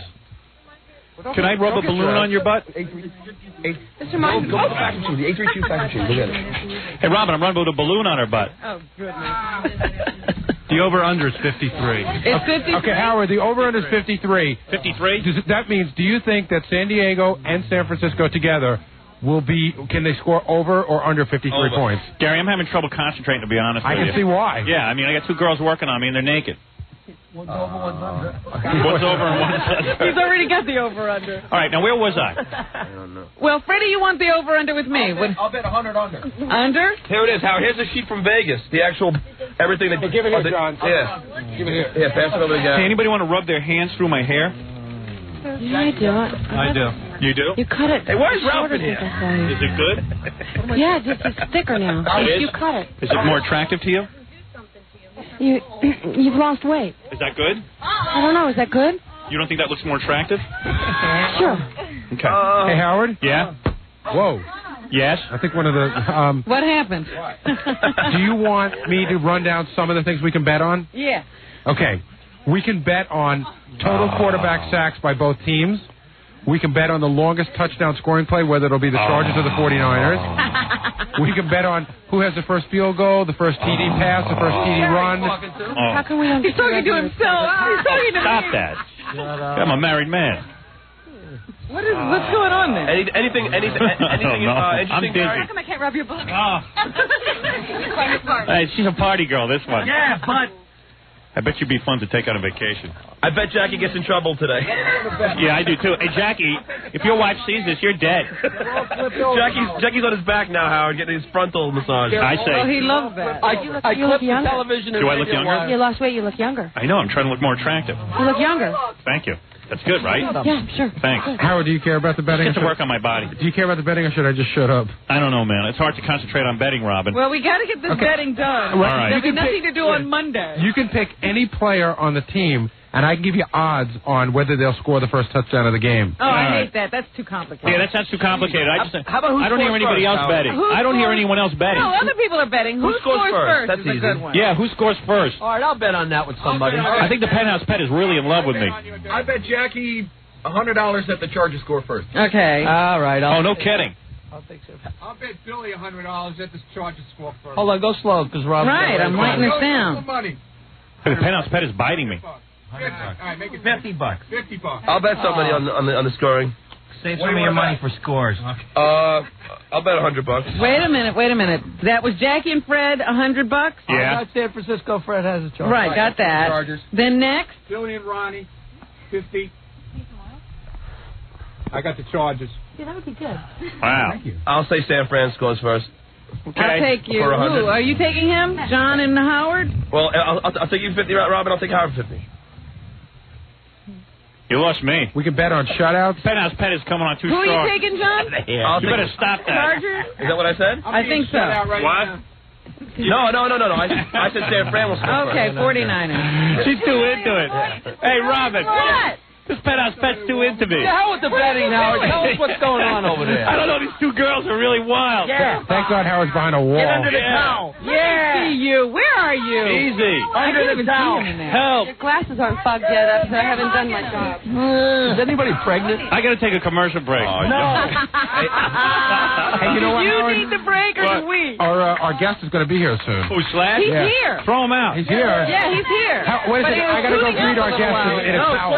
What was that? Put him in a towel. Hey, get Slash in a towel. Yeah. No. All right, I'll take a break. I'll get Slash in a towel. Hey, Howard. Yeah. You know who I hung out with in Vegas? Who? Carson's nephew. Johnny's nephew. Who cares? Shut up. What's wrong with We're in him? the middle of being with girls. Why did you say that? Something funny. What's wrong with you? You're retarded. I swear to God. Johnny Carson's nephew. No Who more cares? Super Bowl for John. Yeah. Throw him out. Oh, come on. At it with you. See, that's why I didn't want to say anything. Right. Baby. All right. We'll be back right after these words. Well, I really can't believe we got to close the party down. Yeah. Everybody was having a great good time. Yeah, well, but I do want to talk to Slash. Why don't you try it, Hal? Howard, How about this? All right, go ahead. well on that massage. Robin has an idea. You could sit in a chair Right. while Slash is in there and have the girls working your feet. The other guys can continue to get their massages. Slash can sit in another chair. And Yeah, maybe I could stuff one of the girls under the console while I interview Slash. Sure, well, you don't have to Yeah, that'd be good. Yeah. Hey, girls, you don't mind getting stuffed under the console, do you? Stop. All right, we got a party. Stop. All right, Scott, let me in that chair. I'll just shove one of the girls under the console. Yeah, you don't have to let all the girls go. They just won't bother Slash. They're there for you. Well, Slash wants to play and stuff. He can play, can he? I don't know. I don't know. He's played his whole life. What's he got to play now? He's got some kind of new album or something out. I know. Right. Oh, shut up, Jackie. I know you're in heaven, but Jackie's getting his rub down. Yeah. Hey, look at Ronnie's back. Free OJ. That's what it says. Free OJ on there. see, we're behind him 100%. Yeah. Well, let Gary go check out with Slash if that's okay. Oh, how can he object? I don't know. Our guest. He's a rock star. Yeah, what? I didn't hear what you said. Hey, do you think that I could interview Slash with the guys getting their massages and I'll sit The in the chair? girls won't bother Yeah, the him. problem is we need like a lot of room for. Well, we need two. Okay. Well, why don't you let me just start talking to him? Yeah, you're going to interview him first. Then I can throw the penthouse pet underneath the console. That'll work on me. Come on. I want to touch Howard, not Slash. All right, hey, which girls haven't worked on me yet? Me! Yeah? They really want to, Howard. Do they? Yeah. You girls mind getting under the console? Not at all. We'll do anything you want. Okay, thanks. I'm All right. scared what they might do if you... Yeah, all right. Your party. You mind if I chop your heads off and then say you're innocent? Well, tell some of those girls to come around and start working on Jackie. I guess Yeah, Jackie's looking lonely. And Gary's got to get back to the party. Yeah. I want something for me. Oh, no, pussy. Where's Slash? He's trying to get a chair in here. Well, anyway, I know I bet about $500-something, didn't I? Or maybe, yeah. I get carried away when girls are on top of me. I just start throwing the money around. I start throwing money out. Now, how am I going to get that money out of my wife? Here comes Slash. I have, Yeah, Slash is a rock star. Hey, girl. Through before he comes in? Yeah, girls, you better shove yourself under the console. Okay. Hey, get under there and just rub my feet or something. Yeah, Rob. No. You don't want all the girls under there, do you? Hey, Slash. All right. Hey, there's a rock star. Hey, look at that. Hey, Slash, I'd shake your hand, but I'm covered in massage oil. I gotta say. Hey, man, how you doing? Hey, good to see you. Take a seat. Hey, Slash, what happened? You went and got married? Huh? Oh, yeah, a long time ago. What'd you do? Right after, about the time that I talked to you. Really? What'd you do that for? I got girls here. I know, but I've been there, seen it, done it. He's done it all. You know it. I actually fell for somebody that was the most unique girl that could put up with my ass. Is she a stripper? No, I've been with her for 5 years. It was only 2 years we've been married. I did a lot of experimenting in the first 3. Hey, do you mind if I get a rub down while you... She's not a stripper, though. Oh, she's not? She hates strippers because she knows... That you like them so True, much. She hates them with a passion. Really? I love strippers. That's the problem. That I think it's a mutual thing. She Yeah. hates the fact that I love them too. Yeah, I pierced my belly button. Did you really? Let me see. Tell Slash to put on some headphones. Yeah, hey, look at Slash Pierce's belly button. Mostly chicks do that, but... I called her up and I said, "Hi, honey." Yeah. I just pierced my navel between takes at the video shoot, and it was dead silence. Really? Friend, sweetheart, I'm not gonna. Oh, dear. Hi, Robin. And then you... Morning. And Slash, and you pierced your nose, but that's been for a while, right? That was dumb one night. I stuck an earring in my nose. Oh, you just put it right through? I stuck it in. You just stuck the earring right through? Yeah. Now, there's a man, huh? Dude, I wasn't gonna wear shades in here because I thought I would look like I was trying to be too cool. Go get your shades if you want to. I'm gonna. You want shades? I'll get them for you. What do you Yeah, get Slash some shades. Do you know what time it is? I don't worry about looking too cool. What time zone are you on? It's about, here it's 8:45. So, Slash. Hey, yeah, wait a second. Let me get this set up. What happened with the girls? They're all standing. Someone get under the console and rub my feet. I can't talk to Slash if I'm not getting rubbed down. Slash, this is, of course, Super Bowl Sunday. Are you into Super Bowl at all? You know what? Unfortunately, I've never been a real what you call a sports guy. Yes. But a good friend of mine that's here right now was living at my house beginning of the football season. Every single TV was tuned into football. No matter where we went, wherever we went, there was football. And all of a sudden, now I'm going, that's offsides. Yeah, suddenly you're learning the game. And now I'm starting to root for different teams and stuff. You know what, with me, I don't even give a rat's ass about football. I just like the rub-down portion of the thing. Look at this. Hey, look at this. You don't get to see. This is amazing if anybody's... Isn't this amazing? Well, this will be on TV. Actually on TV? Yeah, we're going to put it on tonight. This will be on TV tonight. Yeah, this is a great show. This is a good interview. You got Slash, who's the #1 rock star. You got girls rubbing you down. This is great because... I even got a mother-daughter combination. Why would you just send him over to the hotel just a little bit earlier so when I woke up it would have been a little bit more... Look at this guy, Eric. Hey, Eric, you single? No. No? Ah, too bad. Yeah, but you know what? He's weak. Hey, guys. Thanks a lot. His wife needed to know that, right? You know, he's not married yet. Yeah. Hey, you see that girl over there in the black bra? Yes, I do. That's her mother over there. Yeah. Let me Hi, see. Mom. Hey, you guys are rock stars and everything. Let me see you pull that off. You ever had a mother-daughter? You have? Slash, you had a mother and a daughter? No, not to be funny about it. In the old days, there was a couple people that follow us around. We've had some pretty weird people follow us around. Is that right? Yeah. By the way, don't mind that. But mother and daughter team showing up at a hotel waiting outside. I don't care how perverted you are. It's sort of like, whoa. It gives you pause. God bless free enterprise. You sort of want to respect the mother and respect, and then. Hey, you know what I want? Take my daughter. Go ahead. You know what, Slash? It takes me so long to get someone like you in here. I'm getting too distracted by the women. I'm going to say goodbye to the girls and talk to Slash. All right. Oh, they're getting mad at me. You're silly because you can't have the girls there and talk to Slash. That's a weakness on your part. If he wasn't distracted, that would be a problem. Maybe it would. Maybe if you wanted to show off, it would be an insult. You haven't really introduced Slash to the penthouse pet of the century. Yeah, where's the penthouse pet of the century? Lori, come on over. Working. Oh, she's working? My job down here on. You were actually still rubbing somebody. I had everybody in the room. But right. You were the best. Thank you. Slash, I promise I won't touch you. Yeah, hey, Slash, you ought to take your clothes off and get a rub down from her. I'm telling you, there's nothing wrong with it. I'm a professional sexual healer. I'm married too, and nothing happens. All right, get away from Slash. She's very weak. All right, girls, go with the other guys down. Yeah, just for a little while, okay? And then we'll have you back in, girls. Take them all out, Gary. You do this every morning. Yeah, I like to get a rub down every morning. Blows my mind. Nice. Yeah, it's good. All right, girls, we'll see you in a few minutes. Don't go away. Yeah, all right. Please. Slash, what's going on with Guns N' Roses now? Are you guys making an album? Are you doing anything like that? Okay. Or is Axl being like real difficult again? No, before we get on to a bad subject with all that, let me get this stuff. All right, get your shirt off. I think Slash wants a rub down. He's taking off more clothes. Now. Yeah. Renee's coming in tomorrow night. So. That's your wife? Yeah. How old is she? She's 30. Oh, no kidding. Yeah, she's I older than I am. I thought you had like a 19-year-old chippy. You know what? Let me tell you. At 30, they're pretty. Yeah, she's awesome. Yeah, but what are you going to do when she gets 40? Then all of a sudden she'll probably just be that much better. Did she sign a prenup? I mean, you're a multi-billionaire. We don't talk about that stuff. Really? I know you're dying for it. But I'm going to make a prediction. Yes, she signed a prenup because Guns N' Roses has management that sits there. Like you come off the good guy. Hey, I don't want you to sign this, honey. Actually, these guys are making me.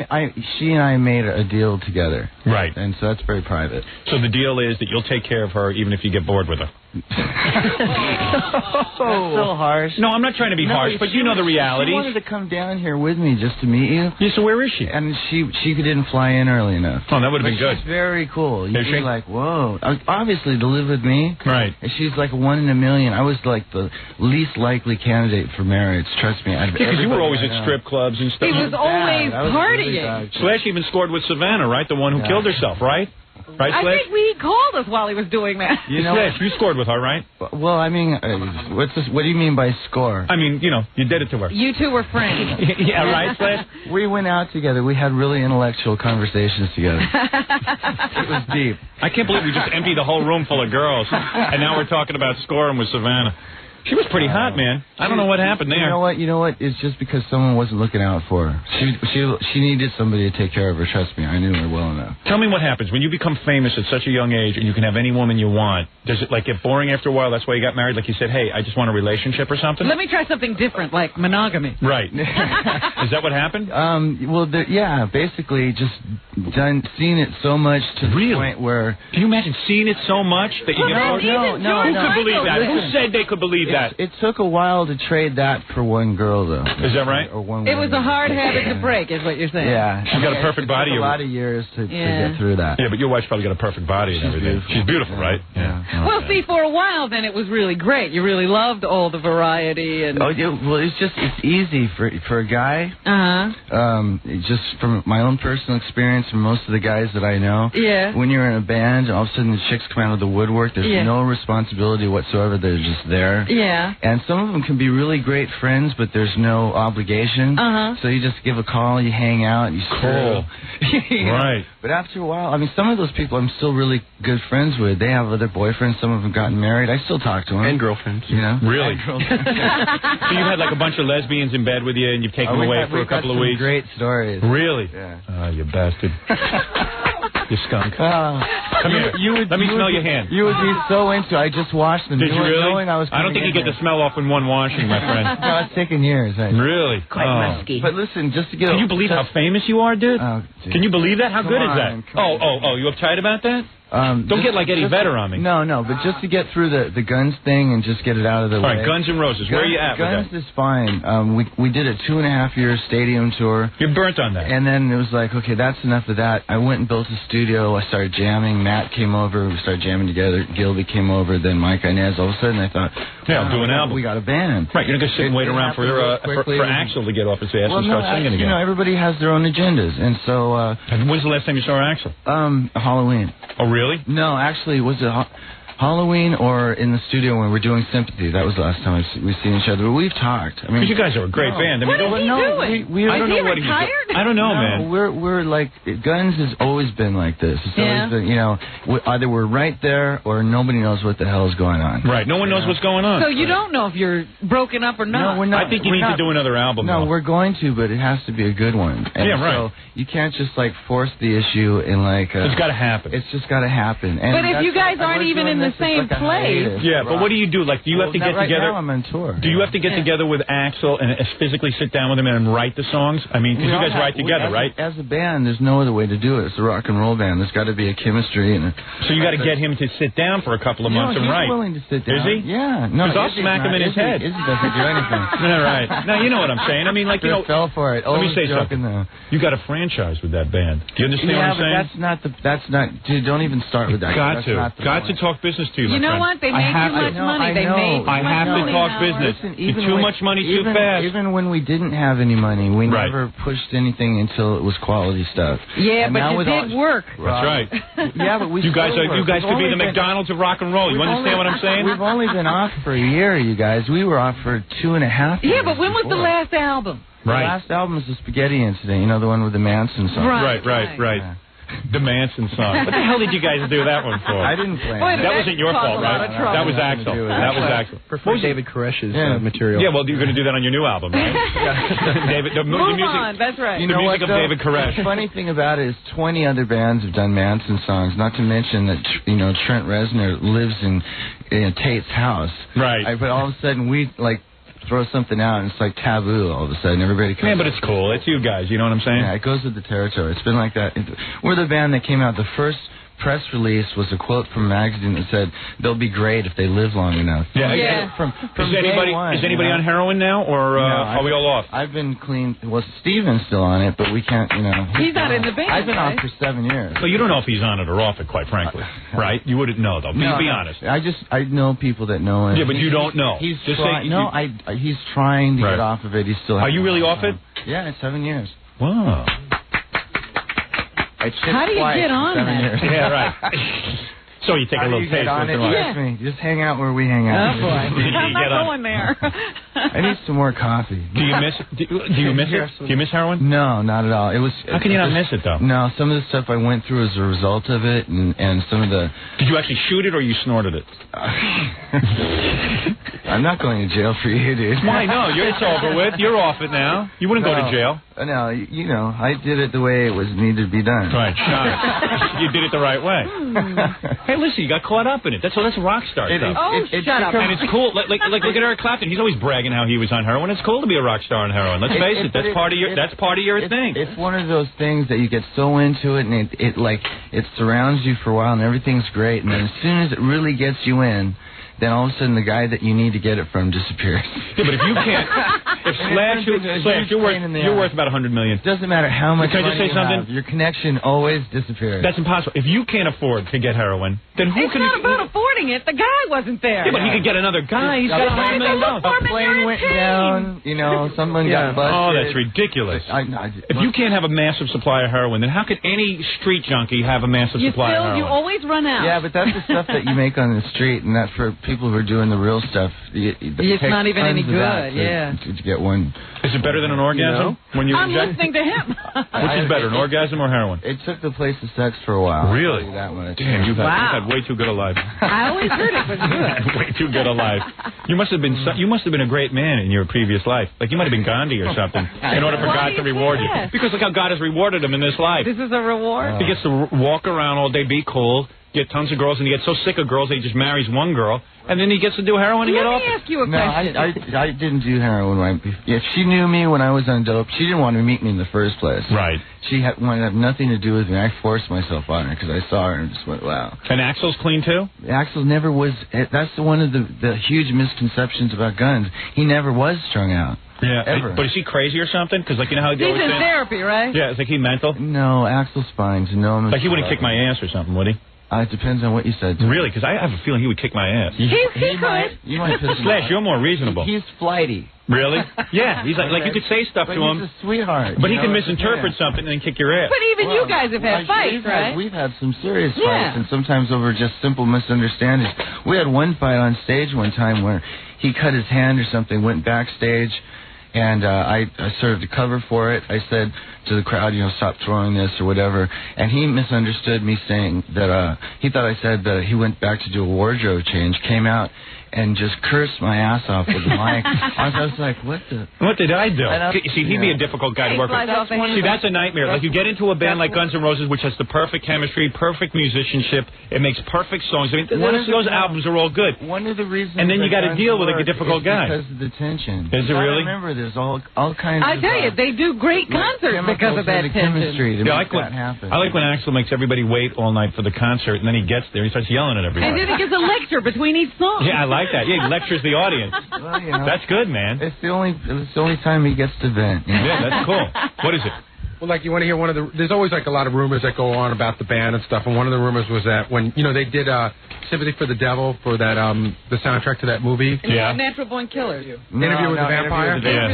Okay, so one of them. we were reading in some magazine. It said that Slash was hoping that this would be a great opportunity to get the whole band back together again. Right. And Axl just showed up with all his friends and just like sort of did what he had to do and left, and it sort of bummed everybody out. Well, no, it wasn't exactly like that. We were supposed to. I figured we would all show up. And Duff and Matt and I showed up. So we're sort of like the bricklayers. We got the music down. Then Axl showed up a couple days later with his entourage.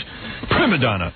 Go ahead, yes. No, just kidding. Don't Come on. put me in that spot. Yeah, I know what you're saying. With him. I know. I can't mess it up for you. So hey, I don't blame you. That's a franchise. Go ahead. If you want to bag on him on your own, all right, that's your own thing. I'm just kidding. We don't even know. We don't know him. What do we know? If he was here, it'd be a whole different story. Oh, yeah, he beat my ass. We could all get into it. Yeah. By this time, you would have been. Hey, that was cool when didn't he beat Kurt Cobain's ass or something? No, that was Duff. I think he took on Courtney.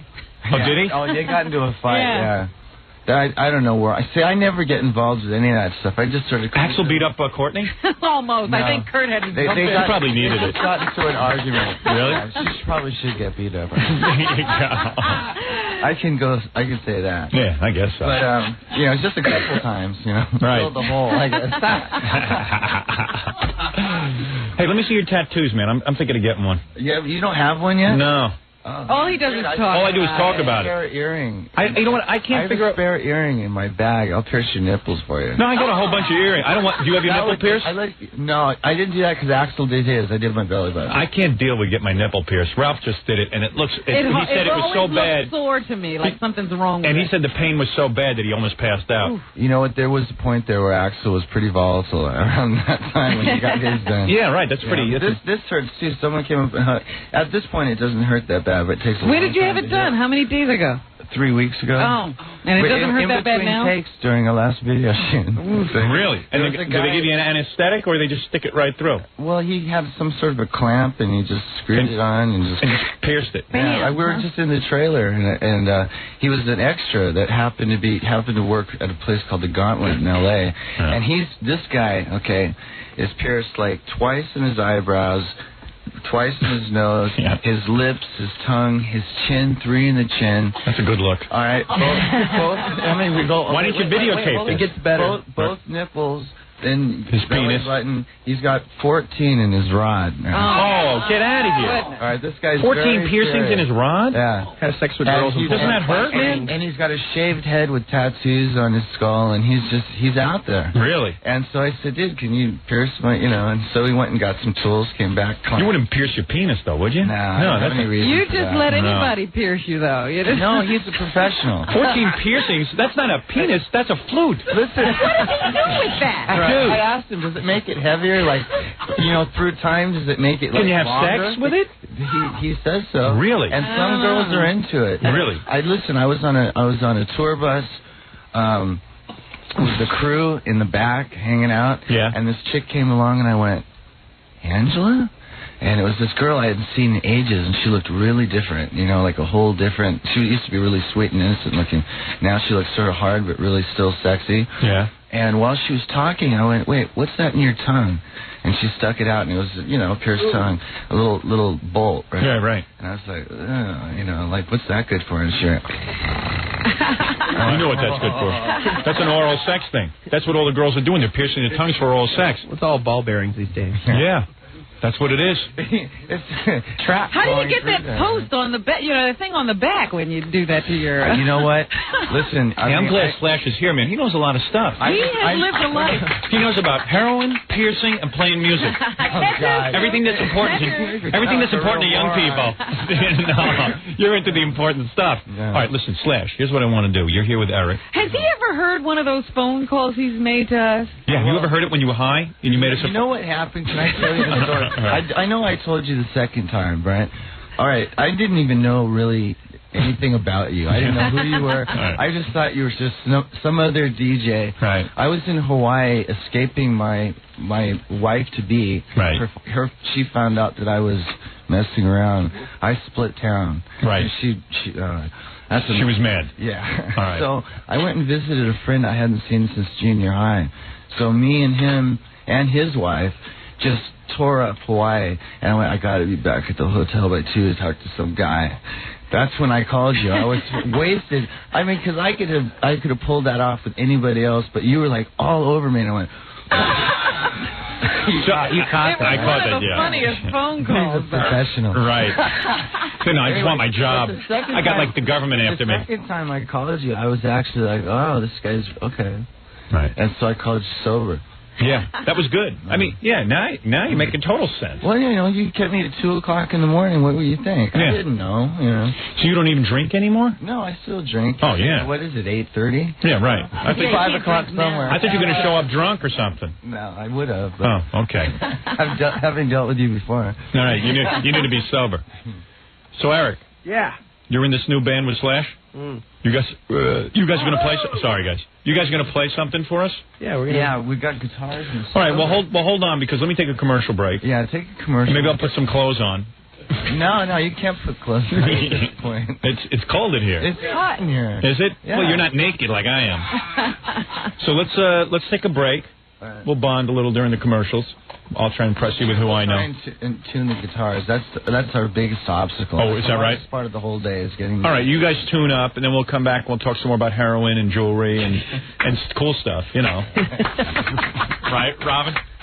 That's what it's all about. I don't advocate heroin at all. That was ages ago. I don't advocate any of these drugs, but I'm just saying that it's well, good. A lot of people think it's very hip. It's one of those drugs that's been hanging around.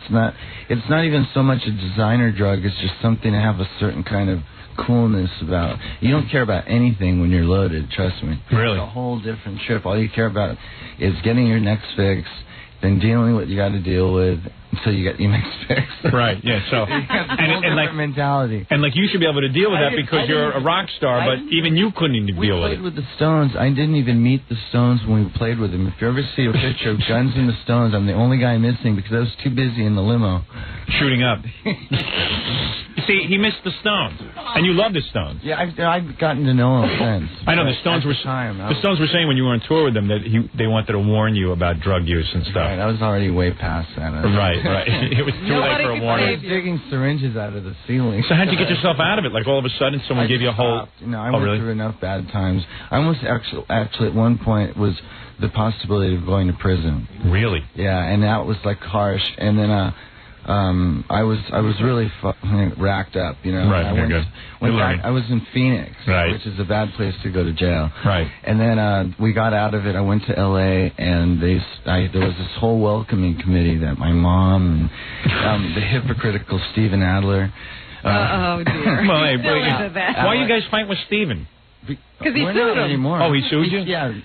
I don't even want to get into that. All right. All right. And all these people, Alan Niven, Duff, you know, I walk in this room. Duff was there. Oh, there was a whole bunch of them. All right. So and, that's pretty good when Duff, when the whole band of Guns N' Roses has to confront you. That's pretty good. And right. You must have been in pretty bad shape. They put me in rehab way against my will, so I went for 3 days, and I saw some people that really screwed up. I mean, worse than you. They brainwash you in rehab. I'm sorry. I'm not an advocate of going to rehab. They put you in these groups. The next thing you know, one guy goes in for one thing. They find out that he's got, they introduce all these other illnesses that he didn't know he had. Right. They mess you up even more. And now he lives there as an example. Yeah. So, after 3 days, I split. And so Slash, hey, what's your story? You're like half black or something? Half black, yeah. Well, that's pretty cool. And what's your mother white? No, my mom's black. My dad's white. My dad's British. My mom's American. Oh, no kidding. It's a trippy family. They're still together? Them? Yeah. No, they've been together for ages, but they were so hippie-ish at the time. They still, to this day, are not divorced. Oh, I see. So they can be with other people and stuff? They can. They're even in different locations. Oh, you mean they can swing? No, they've been separated for, it's been like, 15 years now. Do they ever hit you up for money and stuff? No, my parents are very, very cool. Are they? Yeah. I'm really fortunate. I figured you had to come from like a bad upbringing or something. No, I came from, my surroundings were weird. Right. That's why I'm not crazy now, as far as I know. No, you seem pretty normal. I don't stress out. That's right. I've seen some really... Didn't your mom date David Bowie or something, I read? Yeah. David's family, he's very cool. Really? Yeah. See, I always thought he was into guys. I guess he's not. No. It was a very experimental time there going on, you know. Okay, your mom must be real hot. My mom's really... I mean, if she got Bowie. Yeah. And what's Bowie's deal? He's into black women? I guess so. Because he married a black woman. Yeah, she's expecting. Well, there was Angie, though. Yeah, Angie. Yeah. Angie's like the whitest white woman. I guess Angie turned him off to white women. I mean, I don't know what happened. Yeah, but they were still married when my mom was going out with him. I said, I don't know. No kidding. But it must have been cool when Bowie was coming over your house. Well, at the time, I was so young that it didn't really make any difference to me. And did Bowie realize you were musically gifted? No, I didn't. After they separated, I didn't see him for a long time until, I must have been about... 20, 21 years old when I saw him again. We've been friends since. So would you wake up, like you were a little kid, you would wake up in the morning and Uncle David Bowie would be in bed with your mom? David and Mom would be praying to the little lamp that they had. No kidding. They prayed to a lamp? Man, what a life you had. You know those little Buddha things, they did all that stuff? Are you kidding? My mom Your mom's a real hippie. Oh, yeah. So your mom, she had this really hot mom. Still to this day, when I talk to her, she tells me that she prays for me and everything's cool. And I'm like, really? Okay, Mom. Yeah, thanks. No, she's great to hang out with. She comes out to gigs and she gets all you know how young girls get they get all worked up. 2 or 3 girls that get together and they're all giggling and fun, and that's why guys get all turned on. It's right. She's still like that. No kidding. Yeah, real tease. Wow. No kidding. Yeah, man, if your mom is getting David Bowie, if your mom's getting David Bowie, she must be hot. Yeah. It's weird having a hot mom. Do you ever see her naked when you were growing up and go, wow, she's really hot? No. I mean, because I saw my mom naked once, and it made me want to puke. It was during the free love thing. My parents, I had to be naked. Right. I had a birthday party which I'll never forget. I was so embarrassed. I had a birthday party. I couldn't have been any more than like 6 years old. And all the adults there had a naked pool party. And they threw all the kids into the pool, took their clothes off, and threw them. It was like, oh, my God. No I kidding. used to go to San Francisco and go to sulfur baths. So you've been having fun your whole life. Dude. He was born in an orgy. How'd you have time to practice guitar and stuff and learn that? Usually guys who can't get laid play guitar. No, well, you know what? I was a real outcast in school. When I started playing guitar, it was very easy. All right. And then, come on, man. Mellow out with that, will you? Not to smack you around. I don't want to do that. But once I didn't care about what anybody was thinking, I just started playing guitar. All of a sudden, it was cool. Right. It was the weirdest thing. And like I wasn't aware of this all of a sudden changeover, you know? Yeah, right. Wow. Man. My upbringing was so sheltered. I never got to run around naked. Nobody ever threw you in a pool. Yeah, I would have loved if my mother left my father and dated David Bowie. Anything would have been cool. My mother came out with a big giant pair of panties, never shaved or between her legs, nothing. Walking around with all that. She was a fine woman. Yeah. No kidding. Your mother's a fox, huh? Yeah, she's very pretty. Ooh. Yeah, she's real. Well, you're a good-looking guy. Meet her, you know. I mean, Slash is a good-looking guy, Well, he's right? taking the hair out of his face. I can see him. Yeah, I always thought you kept the hair in your face because you weren't good-looking or something. But you're a pretty good-looking guy. I just didn't take a shower. I didn't feel like combing in. Right. Got any pictures of your mom? No offense. Yeah, bring her in the next time. Yeah, bring her with you. If anybody would kick your ass, she would. She would, really? Yeah. She's really sweet until you piss her off. She's a Libra, you know. No kidding. Yeah. She's thrown some things at me that I just was lucky enough to duck, and there was holes in the wall. What a life you've had, man. What a life. Did you ever think Guns N' Roses would be as big as it was? Did that take you by surprise? You know, the whole thing with Guns N' Roses is almost exactly the same as what Snake Pit's been doing. Now, Snake Pit... Take one foot in front of the other, and see what happens. And you just keep going forward. That's all you can do is just... And here we are. So, Eric, you sing? Yeah.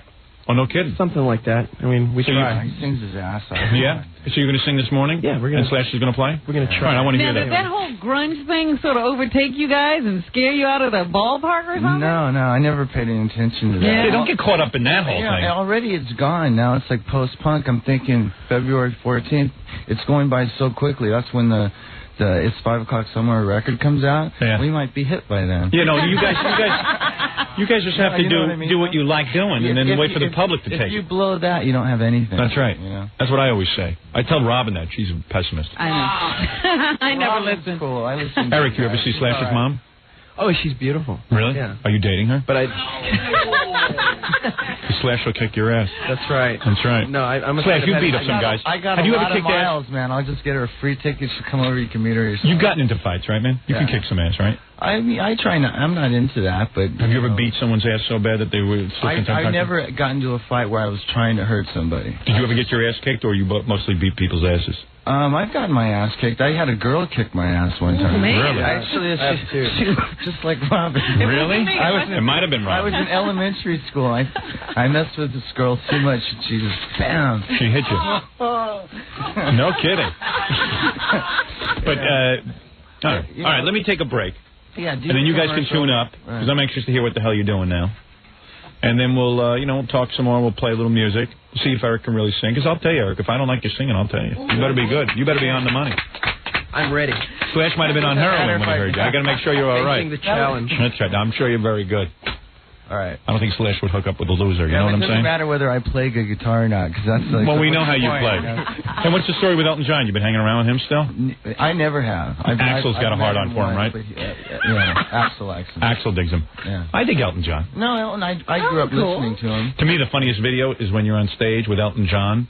And he's trying to look like he's part of Guns N' Roses. That's pretty funny. On either side of the piano. Yeah, that's pretty funny. That's funny because I'm doing a guitar solo. I'm like 20 feet in front of the stage. I can't hear the band, and I'm like half a note under key. I'm playing the solo like I'm cool. Right. And I talked to a friend of mine, Kirk Hammett from Metallica, and he goes, I've heard you play better. And then I finally got to see it, and I was like, God, I'm a half step left. Really? I wouldn't even know that. If it's offensive, that's what it is. I like it. Anyway, let me take a break. Yeah, I did. Let me take a break. I just like that Elton John's wearing like his very best hairpiece so he can look like a rock star with Guns N' Roses. And usually he's like in a duck costume or something, but like 'cause he's on stage with Guns N' Roses, he's got on his rock and roll clothes. Yeah. Elton John. Do I look rock and roll? He's a good guy, though. Is he? I mean, I've met him. I don't know him well enough. I never judge anybody until he's got good music. I've seen some real a-holes. Yeah. Who's the real big a-hole in rock and roll? Give me a name. You know what? Come on, my friend. Come on. Let's get into that, my friend. Let's get into that. I'll come over there, smack you. Look at those tattoos, man. Let me see the other tattoo. Oh, let me see the other one. Yeah. Oh, that's a whole thing going on in your arm. Yeah, I drew these out on napkins, just like the pinball machine. You draw things out. And then you put it on your arm? My house is filled with napkins that I doodle on. Really? Hey, doodle me up a tattoo, man. I don't know what's cool anymore. I could doodle it. All right, doodle it up, all right? Not too major like that, though, man. I can't take the pain. Something small. Notice how I got off the subject. All right, let's take a break, and then you're going to tell me who's an a-hole in rock and roll. Give me one name. All right, we'll be back right after this. We're back with the Howard Stern Show. Here's Howard. You're damn right.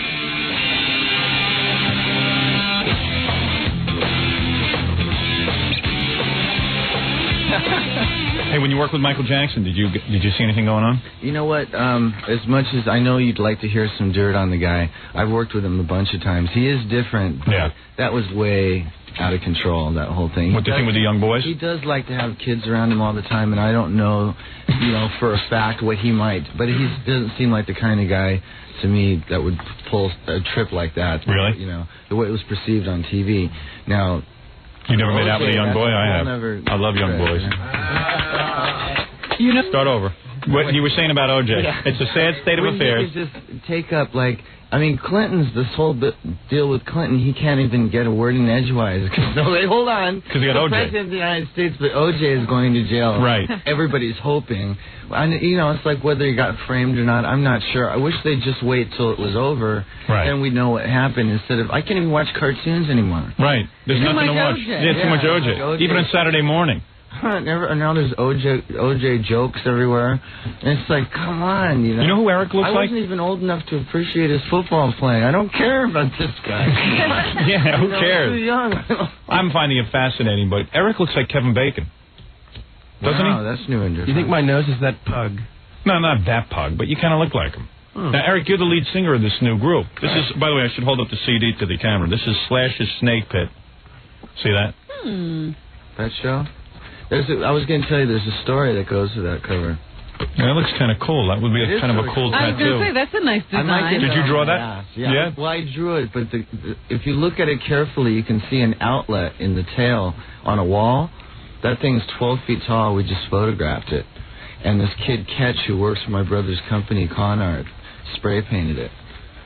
Well, there you are. It's a very it's a very interesting cover. Very nice. So Snake Pit is what you're doing, and this is, believe me, this will motivate Axl too to get off his ass, especially if you sold a lot of records. He's not on his ass. No, I mean, you know what I mean. He's got he's just got to like. Is he doing music at all? Or therapy. I don't know. I'm so busy doing all this other stuff. I don't know what. He's not even talking to him. I know. I mean, they're talking if they have to. Yeah, we talk, but I don't know exactly what. He doesn't know exactly. Do you guys have a contract with somebody? Are their records due? Guns is what it is. We have a slogan. It's over when it's over, and it'll be done when it's done. So now there's a couple of songs on this new album that are about guys killing themselves, right? Like Kurt Cobain and junk, right? Just inspired by. Oh, really? Yeah. Kurt and Savannah. You dug him or no? I just thought the whole thing was sad. I don't know him, so I don't judge him at all. I thought the whole thing was sort of such a cop out. As far as I'm concerned, Right. It's like, but it really is just a sort of muscle reaction to pull the trigger. So you might have thought differently, like halfway through the second. But have you ever thought about pulling the trigger on yourself? No. Never? No. No way. Not the life you're leading. When did he have time? Yeah, right. You're having so much sex and running around naked I'm doing a lot of working. Yeah, I know. But it's cool kind of work that you like doing. Yeah, hanging around a studio with guys you like. Yeah. When we were in the studio, Eric and I wrote the lyrics and the melodies for every song on the record. Like, we go in, write the lyrics and the melodies, and record the vocal that night. Right. So it was whatever was going on at the time. And I got a phone call from Gilby one day, and he goes, I don't know if you know anything about this, but Savannah just shot herself. Right. I was like, oh, Christ. That's all I needed to hear. Because regardless, you don't want anybody to do No, yeah, right. We weren't married or anything, but at the same But you had a little bit of a thing going. Yeah. Right. And so we ended up, he and I hanging out with Lower, which is a song on the record that night. These guys are like hippies or something, you know what I mean? Like free love, and that's kind of cool. You know what? I feel really sorry for the generation of kids that are about 11 and 12 and 13 coming up right now, only because there's so much stuff that I just managed to catch on to that you can't do anymore. Yeah. Right. You know, and that's sort of a drag because there's a lot of experience to be had and all that. What do you think you're worth? Oh, I don't know. You have no idea how much you're worth? I don't like to. Are you worth about $100 million? No. Could you buy anything you want? After the earthquake, no. Do you have a cool house? You live in a castle? It's the shell of its former self at the moment. Right now it's being flooded. Not only was the earthquake bad enough, but... What do you live on, 100 acres? No, are you kidding? What do you live in? I live in a 2-bedroom house. You're kidding. What the hell do I need anything else? I mean, but you got tons of dough. Why don't you just spend some on yourself? Because that's boring. Yeah. Really? That's boring? And besides, in L.A., you have to keep rebuilding. Yeah, just to live in a 2-bedroom But you don't even have to live in L.A. That's expensive. Why do you live in L.A.? You don't even have to. You could live anywhere in the world. I'm there, and I'm familiar with things there, and businesses there, and the Geffen's down the street. You know, it's convenient. I'm familiar with it, and I know people there. You know. Okay, all right. Take it easy, man. I don't want you getting upset, all right? I'm just trying to find out what you're doing with your money. And what do you do? Are you all invested in everything? Yeah. You actually keep... I put my money away. If I don't need it, I don't just... What, are you in the market, or you got bonds and stuff? I got, stuff in the bank. T-bills and all that kind of stuff? Hello. Yeah. He knows what he's doing. He's not rock stars to talk T-bills. Yeah, but, come on. Let's find out. I mean, I like to know what's going on. It must be great. Eric, if this record hits, you're going to be looking at T-bills. I could be investing as well. That's right. So right now, my credit cards are maxed out. That's right. Eric, what's your story? You bought me a drink yesterday, though. Yeah. That was cool. So you hooked up with Slash. You guys got the record deal now, and now it's time to produce. I mean, how does that happen? How do you hook up with a Slash? I mean, that's like a big deal. I was playing with Gilby Clark's drummer, Mark Dansize, and he told me about it, and I was like, oh, there's no way. He wouldn't want me to sing for him. You felt kind of funny asking him? A little intimidated. Right. I sent in a tape, and he dug it. He was very prompt calling me back. The song that we're going to play right here, it's actually pretty heavy on the record, but it was a piece of music called Song in D as a work title. Okay. It was just music. And we gave that to Eric, said write something to it, And he wrote the words. He wrote Beggars and Hangers On. All right, so you write the music. Our first single and our first video. So you write the music and Eric writes the lyrics. That's the way this particular, I bet you Axl's jealous of Eric. I have no idea. I bet you Axl hopes it doesn't work. I don't think Axl's even ever heard the record. Don't you think Axl hopes secretly that it fails so that you'll come running back with him? I'm going to go back anyway. Right, exactly. This is my home band. I don't think he's worried about it. I bet you're worth more money than Axl. I bet you he's pissed away a lot of his money. True or false? I don't think so. No, he's pretty smart. Really? Seriously? Yeah. Damn. I'm finding out everything I need to know. The only thing he's got going that's a pain in the ass for him right now is the whole Stephanie Seymour lawsuit. Yeah, now what's going on with that? I'm just waiting to see when it goes to trial. Now, he claims Stephanie Seymour beat him up, right? You know what? I wouldn't be surprised. She's really pulling the stops on him. I mean, she's taking him for what he's... And then his ex-wife comes out of the woodwork and pulls it, too. It's like 5 years later. And so he's tied up? He's tied up in litigation. Yeah, so we're going to be touring. The record comes out February 14th. We start in April. From April through, say, beginning of August, or July, July or August, whatever it turns out to be. We're just going to play clubs and tour as much as we can and just sort of back-to-back gigs and just go out and it'll be real easygoing, no pressure kind of thing. Now, the record is called... It's 5 o'clock somewhere. It's 5 o'clock somewhere, and this song is called... Beggars and Hangers On. Now, which is Eric, a beggar or a hanger-on? Come on, tell the truth, Eric. Be honest. Eric wrote I'm more of a beggar. All right, you wrote the song, so you know. Who is this about, beggar or hanger-on? Are you talking about a lot of the leeches?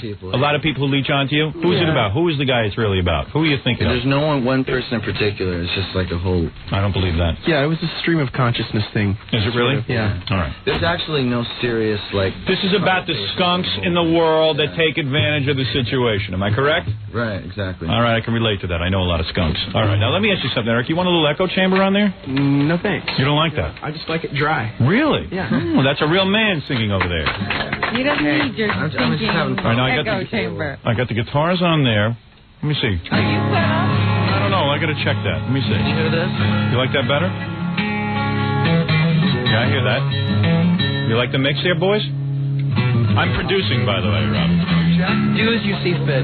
What is that, Fred? Mike can go in the hole more. The Mike can go in the hole more? Who's Mike? On Flashes? Yeah.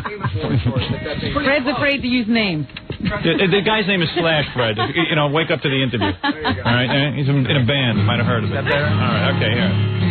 Okay. All right, now let me see if I like that mix. I like that. Let me just hear a little 1 2 1 2. 1 2 1 2 1 2. Let me hear it again. 3 4. Nope, that was the wrong way to go. 1, 2. All right, I think I like the mix. All right, you sing I will produce. You sing loud? Let me hear you sing loud. Say something loud. Oh, no, I can't. You got to work into it? Yeah. All right, let me handle it. Will you guys? I think I know what I'm doing, all right? Leave themselves in your hands. Yeah, They're boys. capable hands. If this sucks, blame it on me. All right, here we go. All right. This is Slash and Eric from their new album. Beggars and hangers on. This is the name of the song. 3, 4.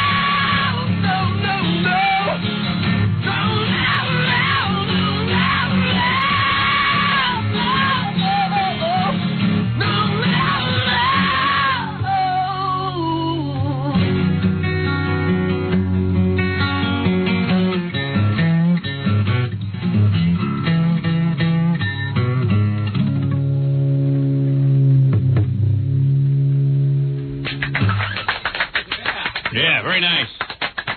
That was good. You guys take that really seriously, man. No, I thought you were going to bust a vocal cord or something. Really? Man. How did he do that? Damn. When I was in the studio and we just finished writing the lyrics to a song, I don't know this guy that well. We're good. Eric's like, you got to take a pile of water, man. That's what I said. That's commitment, man. Do you understand that's commitment? I was looking at him through the glass like where Robin's sitting. Yeah. And he's singing the song, and I'm watching him going, you know, like his head was going to explode. Yeah, it's pretty intense to watch. After it was over, I was like, dude, you all right? Yeah, right. It's going to be okay. He goes, no, let's do another take. And he's all jittering. Going, wow. Yeah, I got my Depends on. I'm all right. Let me tell you something. See, I respect that. I'll tell you why. I don't know how he can speak That's a guy who doesn't worry about what the hell his voice is going to sound like the next day. You know me, I'm always worried. Yeah. You know, like you worry, you worry about your health. When was the last time you sang a song? No, I don't sing, but I'm saying you're always worried you're going to lose your voice. This guy just sings. That's true. That's total commitment. Damn. Yeah, that's right. Man. You sing like every time you're singing, you're auditioning for Slash. I mean, it's unbelievable. Yeah, make every song like your last one. And you seem real pissed off, which is cool. I mean, you're pissed off about Hangers On, right, man? Well, no. You seem pretty pissed off while you were singing that. Didn't you seem pretty pissed off? Well, he was into a mood there. Yeah, you got lost. Right? Yeah, well, I get all cockeyed, when I... And Slash is a real good guitar player. Yeah.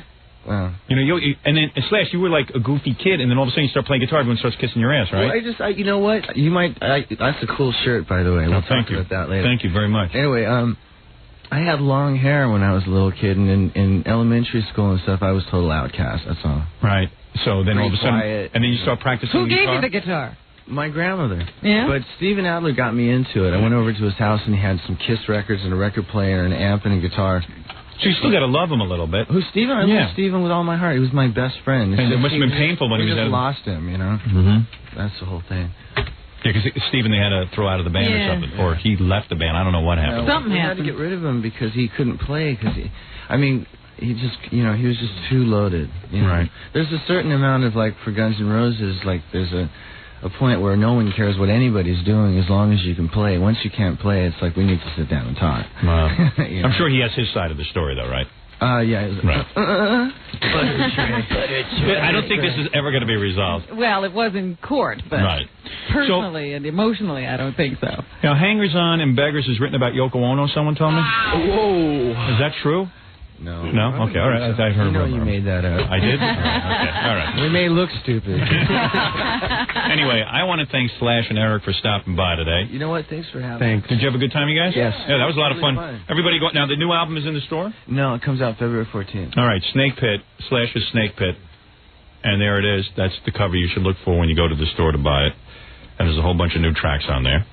And it's great to finally meet you in person. Yeah, after all those phone conversations. Yeah, I really enjoyed that. And Eric, nice to meet you as well. And we'll be... We're going to leave you, I guess. I guess it feels kind of strange. I mean, there's probably a lot more stuff. It's so close and warm here. I know. It's a very fuzzy... You don't want to stop. I still want to rub him. Yeah, well, I waited a long time to meet Slash, you know? It's weird to just say goodbye, but this was good. This was a good first meeting, right? Definitely. You have to come back. I'm sure we'll keep in touch. Sometimes I'll be listening to you and just think, I'm just going to call just for help. Yeah, you should. You know? That'd be good. I'll never get through. We're up for that. You're a rock star. You can get through. Have we ever turned you down? Yeah, right. Think about it. It's just...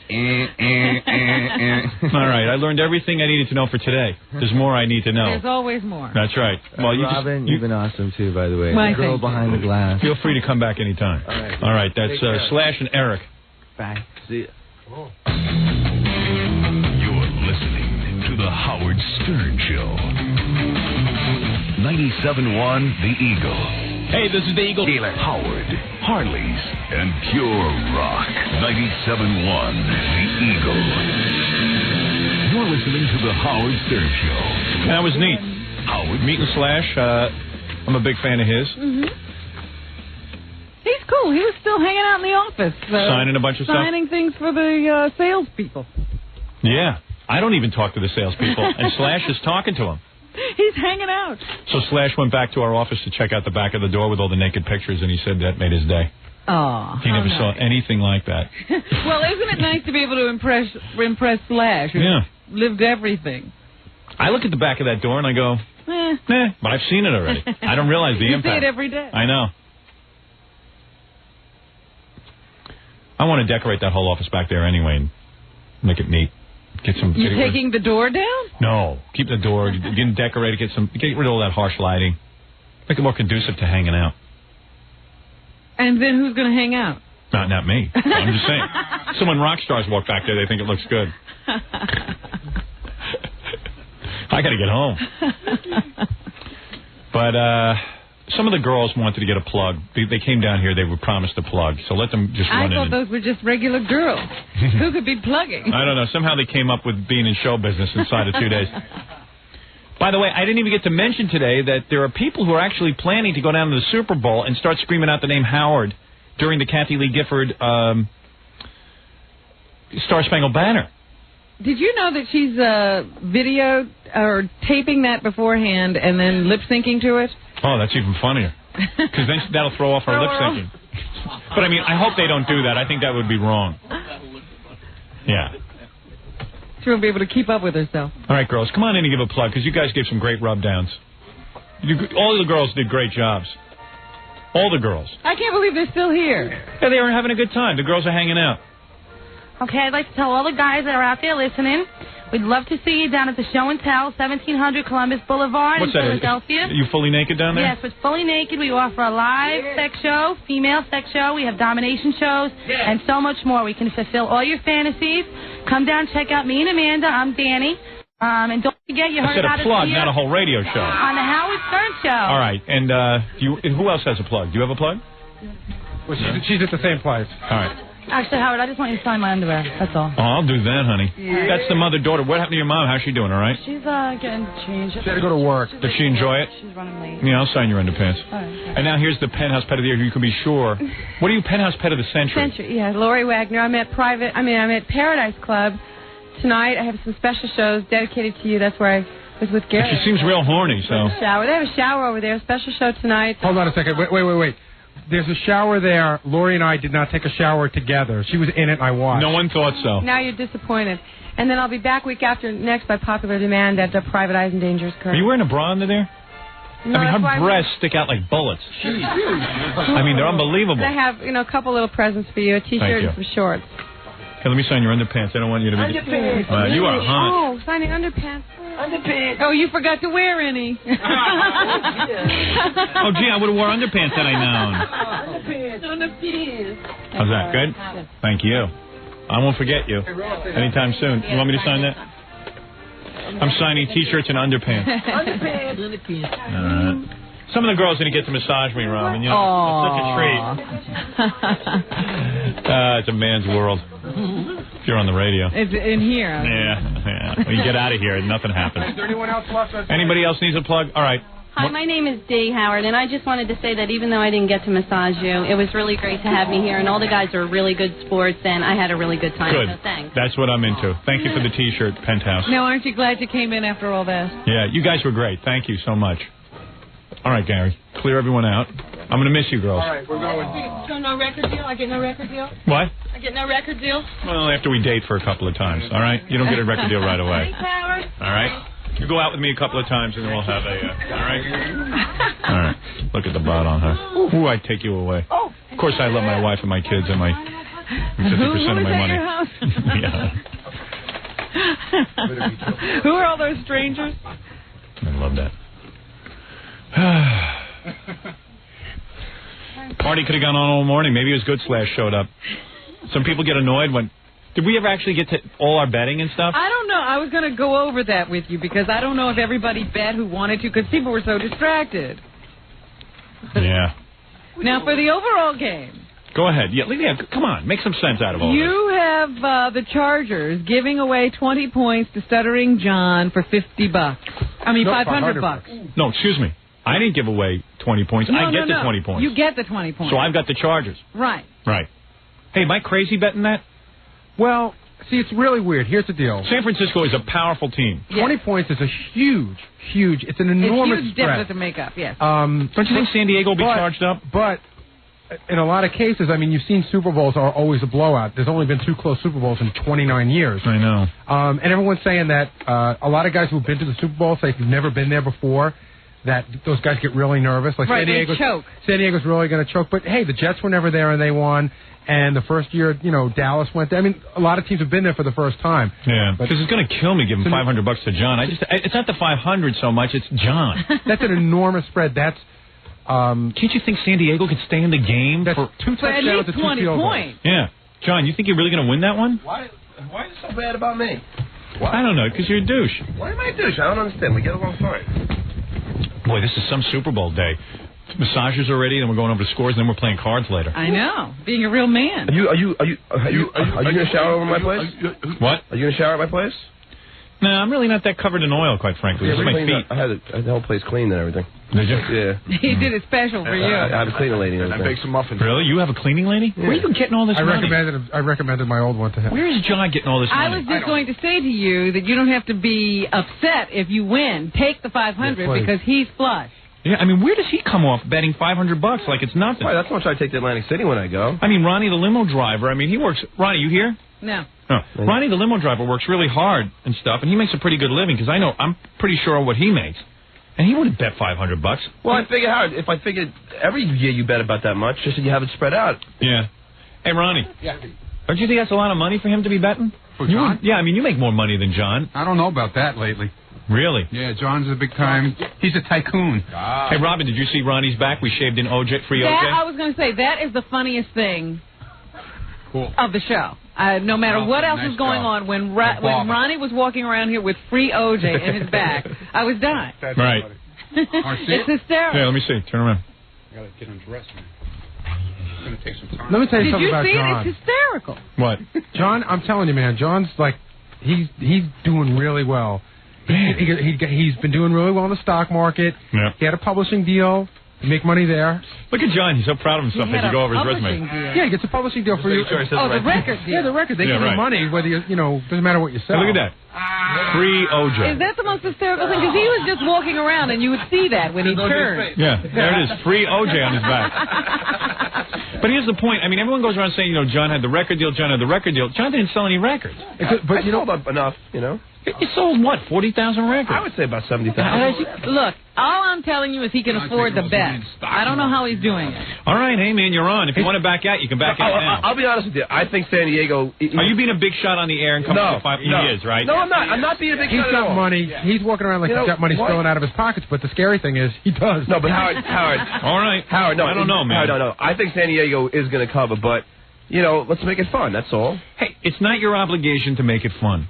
That's all I'm saying. But wait a minute. He felt like having a manly bet. Yeah. Why are you arguing? I am into it. I just don't know what's going on over there, and I felt some sort of human compassion for this nerd when he sits and goes wild with his money. In a weird way, if John's willing to throw $500 out the window, that's even manlier. Okay. Yeah, but if I win, that's very manly. If I win, then I make the $500. Hey, I'm with you on that. That's absolutely, that's it. 500. And I'm going to be... 500 is your aunt. What do you think of Slash? Pretty cool, right? Yeah. He seems like a really nice guy. Yeah, remember that. Well, he seems like a nice guy. Everyone is nice here. You haven't been out in the real world yet. No, but when he goes out to the office and starts talking to people, most people are like out of here. They don't want to be bothered. But but Slash did say, "Is a camera on me while I'm bothering to sign these things?" There's a certain reference for this show because I asked him to do IDs for us. Yeah. And he said, "I want you to know that I have not done any IDs on this tour, and I will never do them again. Only for Howard." Oh wow. Damn. Well, I'm very special. He's a good guy. I liked him. People are on their best behavior when they come. I thought he was a real good guest. You know, he was in here. He answered every question. He was cool. Yeah. He handled himself well. Yeah. And talked. Yep. Didn't do the rock star thing. Yeah, right. He didn't act like a rock star. That's good. All right, let's back to the betting because we're never going to get this done. All right, so I'm on for 500 with Stutter and John. Right. Hey, I'm into it. Don't get me wrong. Wait, let me ask you one question. What happens over... if it's 20 points exactly? What's that? What happens if San Francisco wins by... Let's ask a real betting man, Gary.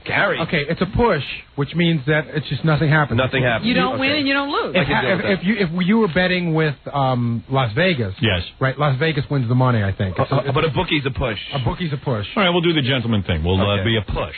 Okay. A bookie's a push. No, it is. It is.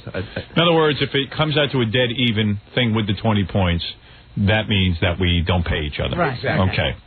And the odds of that happening are about 1 billion to 1. All right, so let me just tell you, you have that bet going with John. Gary has a bet where he's taking the Chargers with Jackie for $100. Anyone want to bet me that John and I don't push?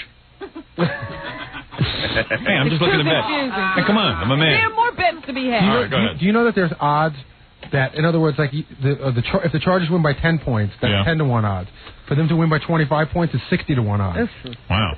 I have a bet. I take the 49ers, and John takes San Diego, and Gary takes San Diego. I have them for $150 together.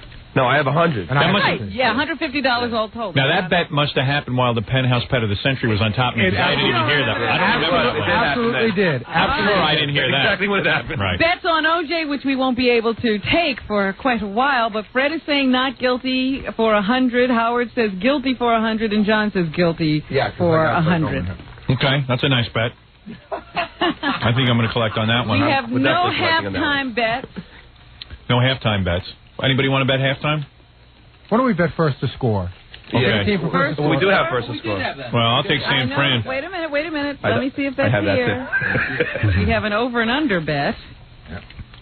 And first to score. We have a whole roster of first to score. You're already in, Howard. Who do I have? You have the 49ers for $50. Who do I have that with? What dummy took that? No, you have, I guess you... No, I don't have San Diego. I wouldn't have made that unless the Penthouse Pet of the Century was on top John of me. took San Diego. You must have been... No, I took San Fran. No, you have San Diego. took San Francisco, and Howard took exactly. San Diego, so did I. Yeah. What? What kind of bet is that? I plead that's not a fair bet because I had girls on top of me. Howard got confused with the Sands. Yeah. You're telling me I got San Diego first to score? Yeah, and I have San Francisco. I better get some odds on that one. But I have San Francisco with you, Robin. It's me and you, I thought. And Howard, too. Oh, and Howard. Yeah, you guys were going crazy. Robin makes a bad bet and throws me in on it. All right, I'll take that. Maybe I'll win by some has fluke. San Francisco against Fred for $100 in that, and Billy and Ronnie. Ronnie taking the Chargers for $50. Well, listen, let me tell you one thing about Billy. He bet me that last time we had a bet, and he never did it. I was supposed to be allowed to fart in his face. Well, then he backed out on me. Then he can't bet. No, because I remember that bet. I thought I was going to get farted in my face, and then I came in and I won, and you said, well, I was only a goof on the air. Hey, Billy, man, you going to be a man or what? You going to pay your bets? Yeah, I'll pay him. All right, well, let me eat some broccoli. Can I well, you're not farting in the face this year. I don't know. Lately, Billy's turned into real pussies. Wife's ordering him around and now. Double or nothing this year. I'll tell you what, I'm ready to go. Anybody want to bet on the weather for the game? What are the choices? All right, let me tell you what's going on there. Okay. You can either bet on rain or no rain. Oh, please. Suppose it rains half the game. What? Suppose it rains half the game. That's a push. It's the weather at the coin toss. You guys are getting crazy. How about let's bet, if people yell Howard, will Al Michaels make reference to you? Oh, that's not even... No. Do we have a bet on whether people will yell Howard? Well, do you think people will yell? It's got to be audible. The called and nobody ever picked up on it was whether Kathy Lee would be distracted. Yeah, whether or not she reacts. See, but that's a judgment call. sometimes. It could be a minor judgment call. That's a tough one to bet on. Yeah. Anybody want to bet on... no betting on the weather? Okay. I'll bet it's going to be sunny. I'll bet it'll be sunny. I'll take you 50 for sunny. That's not a good bet. Exactly. That's a stupid thing to bet. That's why they have it there. It never rains. I'm just looking to generate... You want to bet if the quarterback gets hurt? Which quarterback gets hurt first? There is one over and under bet. I'll bet on that. Which quarterback gets gets hurt first? Has to miss one play. Has to miss at least one play. It's not going to be Steve Young. How do you know? Because San Francisco has a real good defense. Yeah, but San Diego has a great defensive line. Yeah, they do. They tied the Red Sox. That's the guy. No, that's too complicated. Okay, all right. Yeah, I think we do overall, first score, coin toss. Rob, what's the over-under again? I don't see Manly betting The going over-under was 53. Okay, I'll take the over. Who wants to take it with me? For $50. I'll take it. Okay, so I'm betting that the two teams combined will have over 53 points. 53 combined is a push. All right. I'll bet over with somebody. I'll take over. I know I'm going to lose that one for sure. I always get the crummy bet. You know it's going to be over. You have a good bet with me. Well, no, I'll take under. Do you think so? Yeah, I don't think they're going to beat him by 20 points. Who wants to take Jackie for under? You have one with me already. I'll take under. Okay, then I'll take that with... I'll take Ralph. Ralph? I'll take under. Okay, Ralph. You're crazy, Ralph, I'm telling you. Because I'm taking under. Ixnay. All right. $100, Ralph. $50. Ralph, think about it. 50 points is nothing in football combined.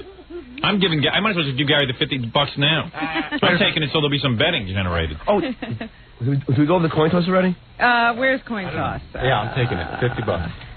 Coin toss, I got Jackie. He takes the Chargers. Howard, the 49ers for 50. John, San Diego. Robin, 49ers for 50. Anybody else Billy, for coin toss? You want to go 50 on a coin toss? Who do you want? Chargers. Okay.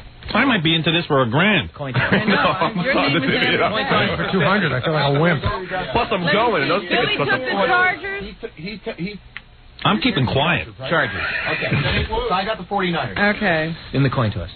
All right, that's enough manly betting. Can someone else step up to the plate and make a big manly bet? Yeah, come on. I'll take the Chargers. Jackie, you cheap bastard. Jackie's got a lot of money. You bet one big bet. Jackie's a big pussy. Come on. Why don't you make a $500 bet? Come on. I got about $300 bet. I kind of have a rule that I don't bet more than $300 when I have to look at the wall to see who's playing. Oh, come on. I got what? I got $300 or $400. Nah, man, step up to the plate. No, I got plenty. It's plenty. John, you want to give me the 500? I'll take Chargers. 20.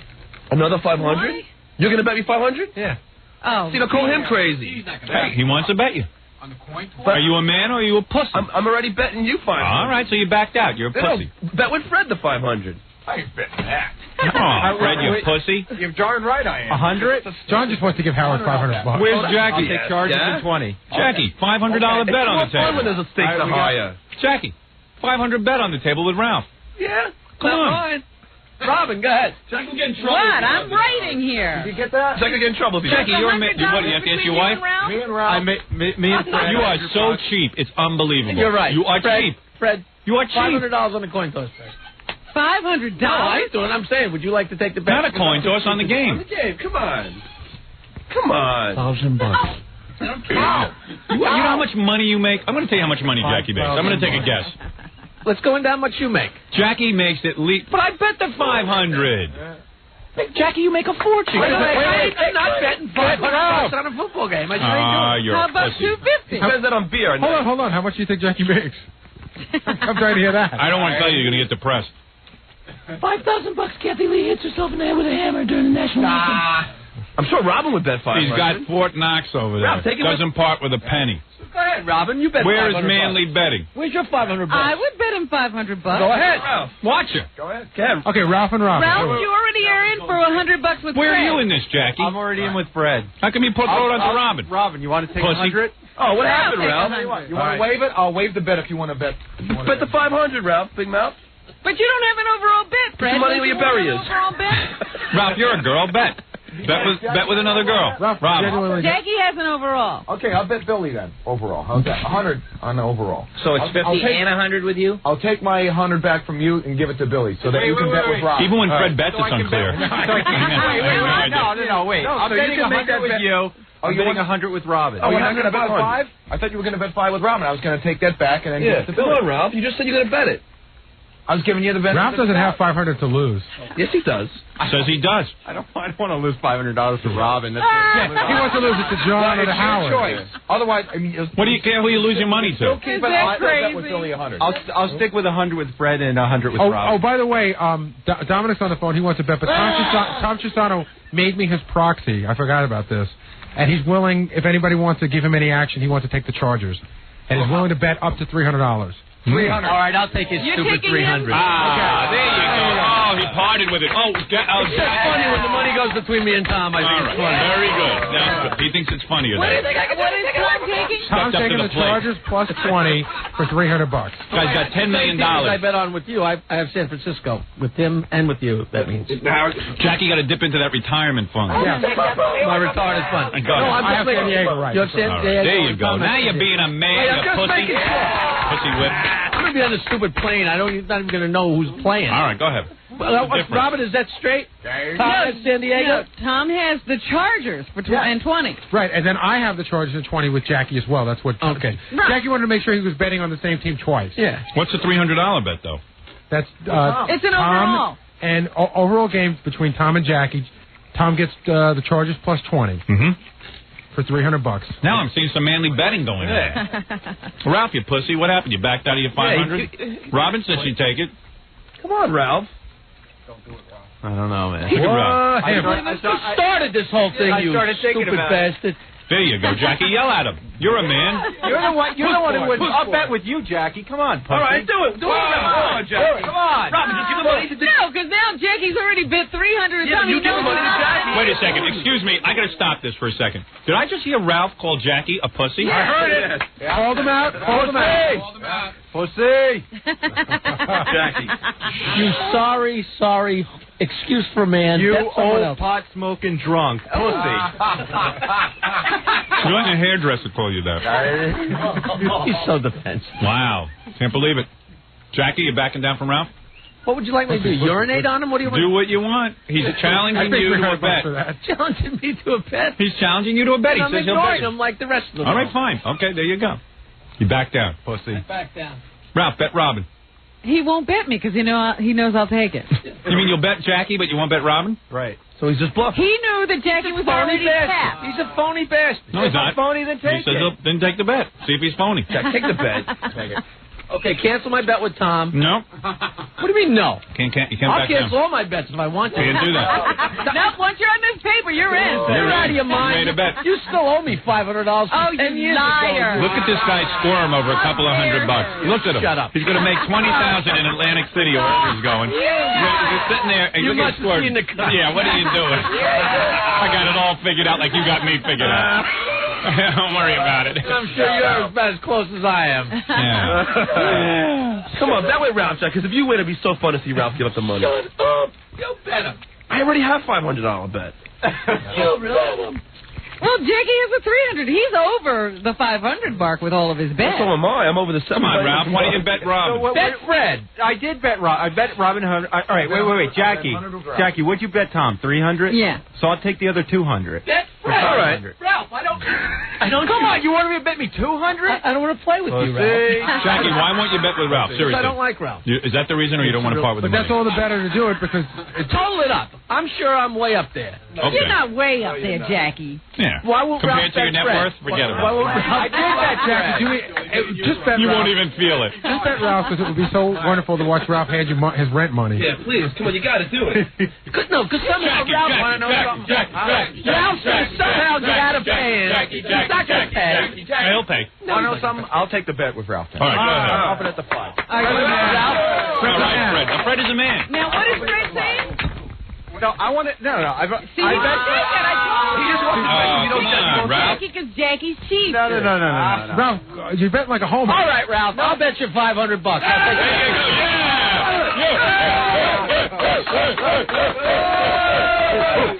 And he better pay. None of this Ralph doesn't have a job. If he doesn't pay, he is fired. He's fired. You swear on your Lord Jesus. Swear on my Lord Jesus Christ. Hello?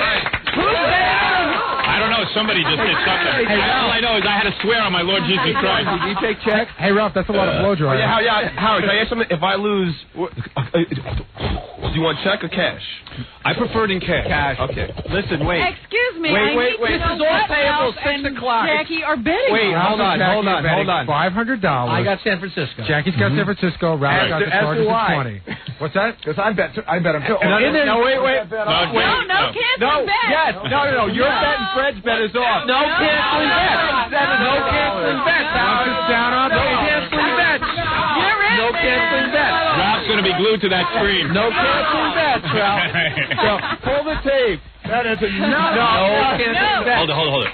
I did not hear Fred and Ralph agree. It is a Jackie Ralph bet. No, it was contingent on that 500. No. He did not discuss with us. Ralph has a bet with me. He has a bet with Fred, and now he has a bet with Jackie. Is that right? All right. Robin's the bookkeeper.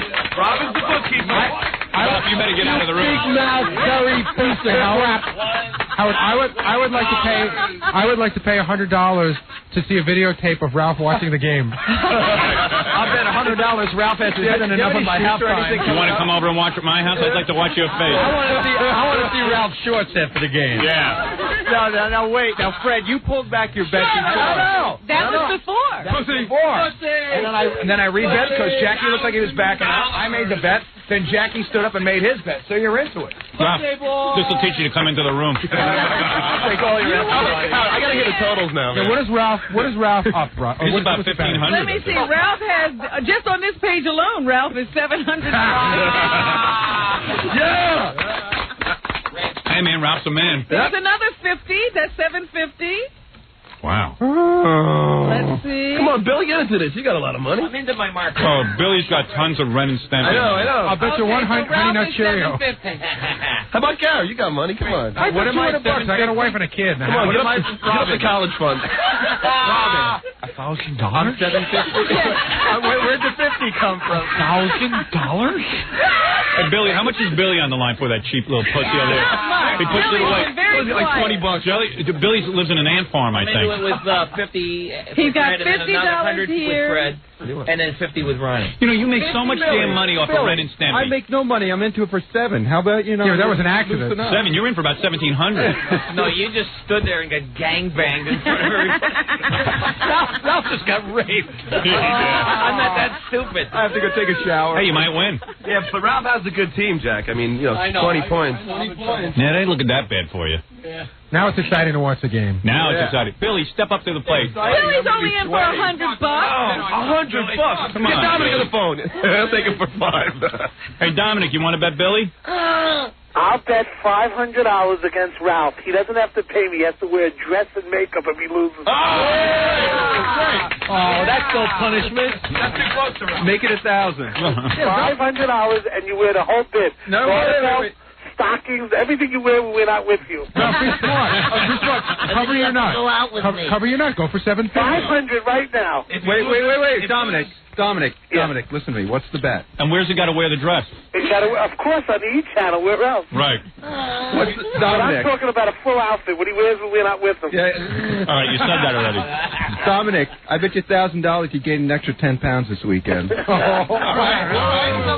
Take it, Dominic. All right, so Ralph, you want? No, what's the You bet? better go in for the $500 with Dominic. 1,000. Make it 1,000. No. You said $500. He's making a gentlemanly bet. Here's the deal. What do I have to do if I lose? I bet. And you got to walk down Madison Avenue That's it. on camera in your dress. No way. And you got to walk by all the hookers up on Times Square and walk out there. And you have to approach your car and knock on the window and say hi to some guy. Hi, would you like a date? What? Pearson's Berry. Yeah. You want a blow dryer? Here's what I'm saying, Dominic. Yes? If you lose, you owe Ralph $500. Absolutely. If Ralph, worth it for $500. listen, you dress up like a girl. It's not even a question for $500. Hold it.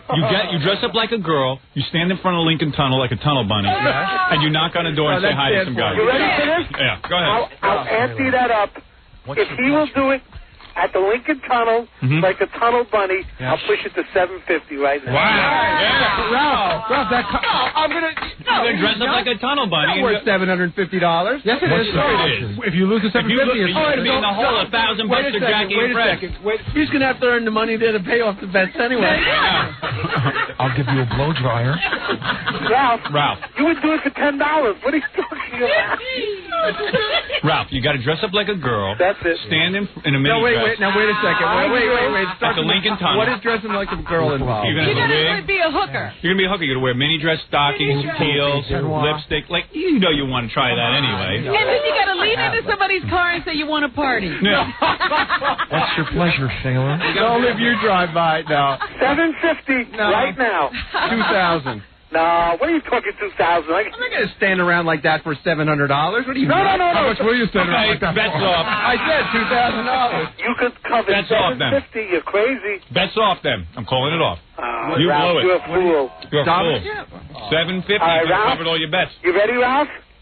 $1,000. Ooh, pretty good. Ralph. Well, that's a man. Howard, but then because Ralph's got to still bet on San Diego, though, because then he can pay his other bets. No, he's got to go the same way he's been going all along. Exactly. That's what I'm saying, Dominic. I'm not his hedge. Exactly, that's what I'm saying. Ralph, $1,000 bet. $1,000, Ralph. And it doesn't mean money out of your pocket. You don't lose anything if you lose. You only make money. All you lose is your pride, which you lose here every day. Garter belt, stocking, hairpiece. Look at it this way, Ralph. We couldn't think less of you. Ralph, I'll give you a chance right now. Time is running out. We have to get the news. We have a lot to do. I don't think. I can't believe he won't. I don't believe it, Ralph. $1,000? Are you crazy? I'll take that bet. Ralph's uptight about it for some reason. You're crazy. Putting on a dress and a wig and propositioning something on the Lincoln Tunnel? No, I don't understand why I'd be uptight about that. Ralph, you're not that far away from doing that. I was going to say, is he afraid he'll actually get a date? What is his problem? Or arrested. Some guy will bring him into the car. I'm afraid one of the regulars will come by. Hi. $1,000 and a box of tissues. Make it $2,000. $1,000 going once. Once. $1,000? Are you kidding me? What you 3 times. Dominic, I'm sorry. Hey, Dominic, bet Billy. He's a big pussy. Hey, Billy, why don't you step up to the plate and make a bet? What kind of bet? I like a big bet. Like a $500 bet. I really want. Yeah, with Dominic. Yeah, but it has to be fun. It's no fun. Yeah, I love What's not him. fun about it? I love Billy. I don't want his money. I want Ralph. How much you want, Ralph? Let's talk. Give me a number that you'll do it if you lose. It's worth it to me. 2,000. You got to bet.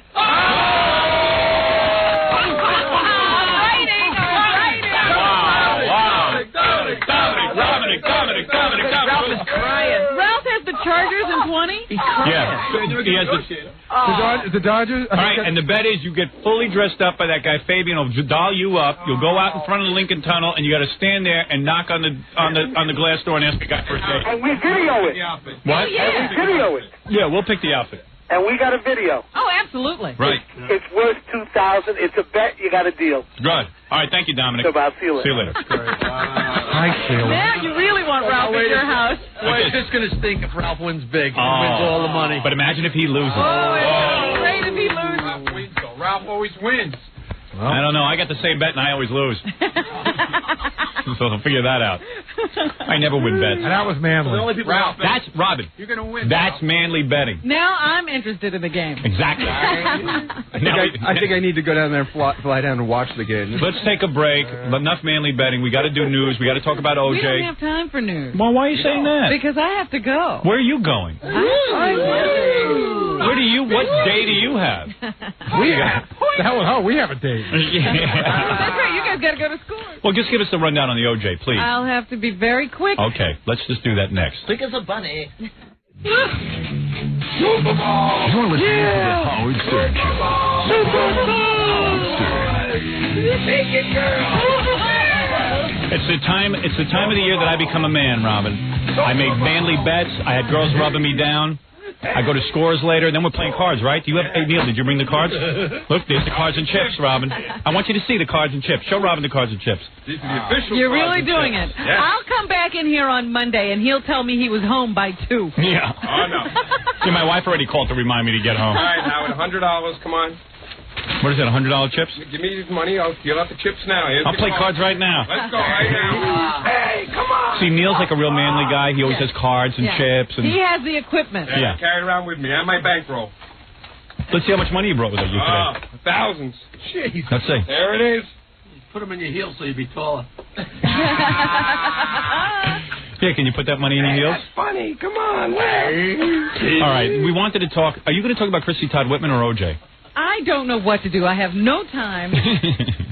Where are you going today? I have to leave. I have to go to Pittsburgh. I have to get on a plane. What time's your plane? 12:40. Oh, all right. Just do it quick then. Okay, O.J., no trial today. Judge Ito has to sit and consider all the arguments he heard yesterday. The prosecution has accused the defense of misconduct.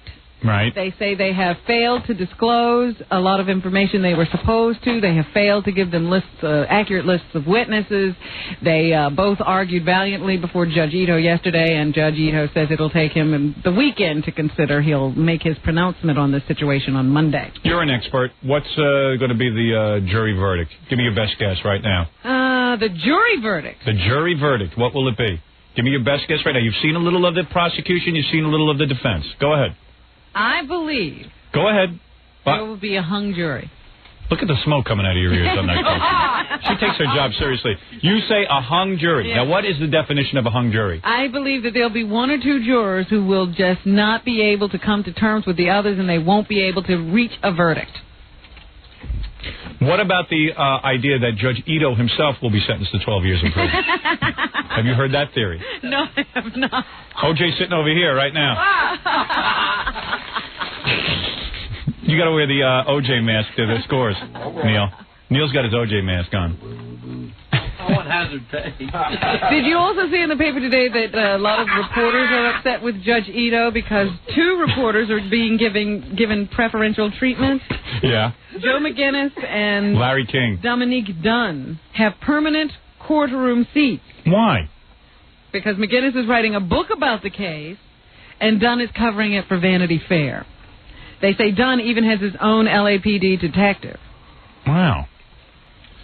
So they get to get into the courtroom every day. Now, the other big controversy, of course, is that Christy Whitman, the governor of New Jersey, came into our studios yesterday to announce that she was keeping a campaign promise to name a rest stop after Howard Stern.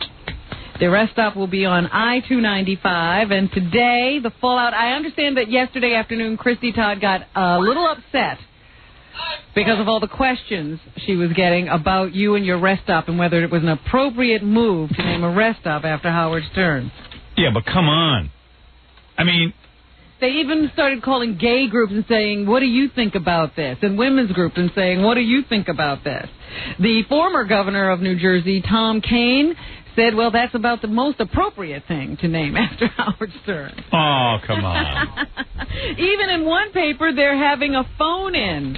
Oh, come on. Question. The Governor Whitman has named a rest stop on an interstate highway for radio personality Howard Stern. Do you approve or disapprove? What do you got, Gary? There's the phone number you call. Oh, that's ridiculous. Of course people approve. You call that number and you punch in that 4-digit code. Is that the Bergen Record, Rob? Is that what you're talking about? One of the newspapers has a phone call. Yes, I think it is the Bergen Record. Let's see. Is this the number? Yeah, call that number and then punch in that 4-digit code. 201-525-4600, and then you punch in 2106, and that's a yes vote? No, that just gives you the choice. That gives you the menu. Okay. Which way should I vote? Well, hurry up and call. Before everybody calls. Yeah. We got to vote. Yeah, right. I just screwed up. You know, I tuned in my TV yesterday, and I was on Channel 13, which is the public television, and I saw Christy Todd Whitman on there. And all of a sudden, I couldn't even get to a videotape because I wanted to tape this. If anyone has a tape of this, I just saw the last 2 seconds, and she was like, give me a break, you know? Thank you for calling the Record Info Central. Please enter the 4-digit extension number. 2106. Okay.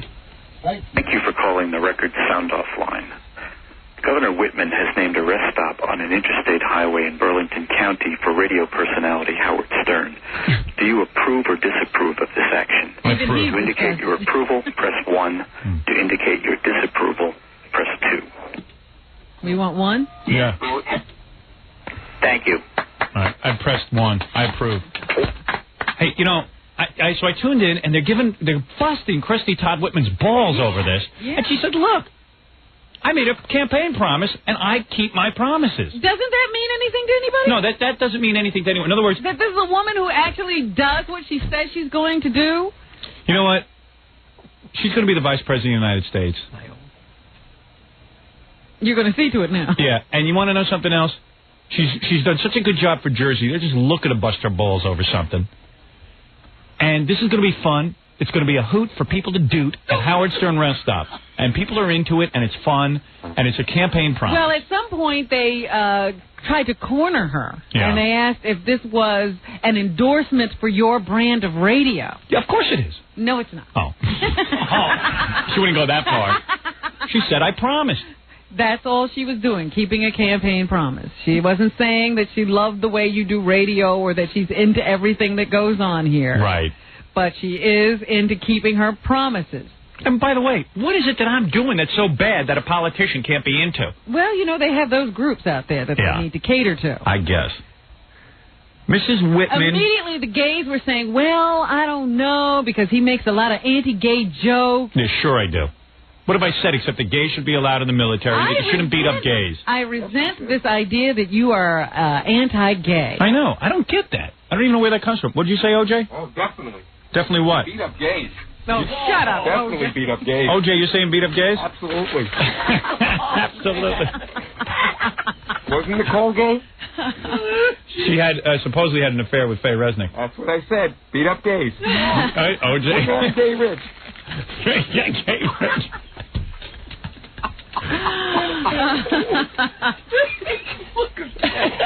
Look at him. You know what? He ought to be on the show just as dressed as O.J. And then, of course, the women were screaming that you were a misogynist. Right. I have to go on. Come on. Caught up with O.J. You got to laugh at Neil in his O.J. mask. So cool. Hey, it's a manly day today. Should I fart on microphone? Absolutely. Come on. Here. I have to go. I'm leaving. Wait. Oh, man, Howard. Can we go? Can we beat up Robin? Could you clean the microphone now? I didn't mean it to be that disgusting. Oh, man. Hey, come on, we're men. We're men. You're disgusting. You're disgusting. Come on, admit right now you want to be a man, Robin. No. Come on, just for the day. Never wanted to. Jesus, I just splashed onto the O.J. mask. Sorry, O.J. Oh, God. That's why I beat up Nicole. She did that too? She farting in bed? Absolutely. I used to beat her up all the time. Well, that's This isn't on the radio, is it? Where's my football? Okay. Time to get back. All right, Super Bowl. Come on. Super Bowl. Where's my spikes? Nicole, come here. Let me beat you a little. Wait, I thought you had rheumatoid. Oh, yeah, my knee hurts. Oh, yeah, my knee hurts. Oh, yeah, my knee hurts. What do 1,000 battered women have in common? What? 1,000 what? 1,000 battered women have in common? They don't listen. They don't listen. Shecky Simpson. Oh, Super Bowl. Okay. Where's those strippers? Bring them back. Anyway, the women's groups were saying you were a misogynist who saw all women as strippers and prostitutes. Yeah, I want a massage. And that Christy should not be cavorting with such a show. Bring back those misogynists, O.J. just said. Oh, that's funny. Oh, goodness. Colin Ferguson presented his opening argument to the jury yesterday. He claims that, yes, he was on the train that day. Yes, he did have a gun. But his gun was stolen by the actual shooter. So he brought in a rifle, and he left the rifle next to him. Some white guy picked it up. And started shooting. And then pinned it on the black guy. And then I guess gave it to him to reload. Suddenly the O.J. trial's looking serious. But here's a little bit of Colin Ferguson's opening argument. Oh, I want to hear this. You got it? Haven't you? Oh, yeah, I got it. Hold on. Evidence will show that Colin Ferguson was in fact a well-meaning passenger on the train. Wow, he sounds like a lawyer. He's talking about himself in the third person. Yeah, well, hey, Neil does that. I saw him with Nicole the night before the murder. Yeah. And the House of Representatives managed to pass a balanced budget amendment. It will now be sent to the Senate. Super Bowl this weekend. Super Bowl. O.J., where are you going to be spending Super Bowl Sunday? I guess in jail. Picking up the soap, probably. I think it's my turn to pick up the soap. Come on, that's funny. San Francisco 49ers versus the Chargers. The Chargers are considered major underdogs. Yeah. So we'll just have to see. Kathy Lee Gifford will be singing the national anthem. Tony Bennett performing at the halftime show. Wow, a lot of people are counter-programming. I noticed that MTV will be running 2 new episodes of Beavis and Butthead. The Butt Bowl. I'll watch that. And E! Television is having a Supermodel Sunday. Oofa. To fight Super Bowl Sunday. No kidding. Yeah.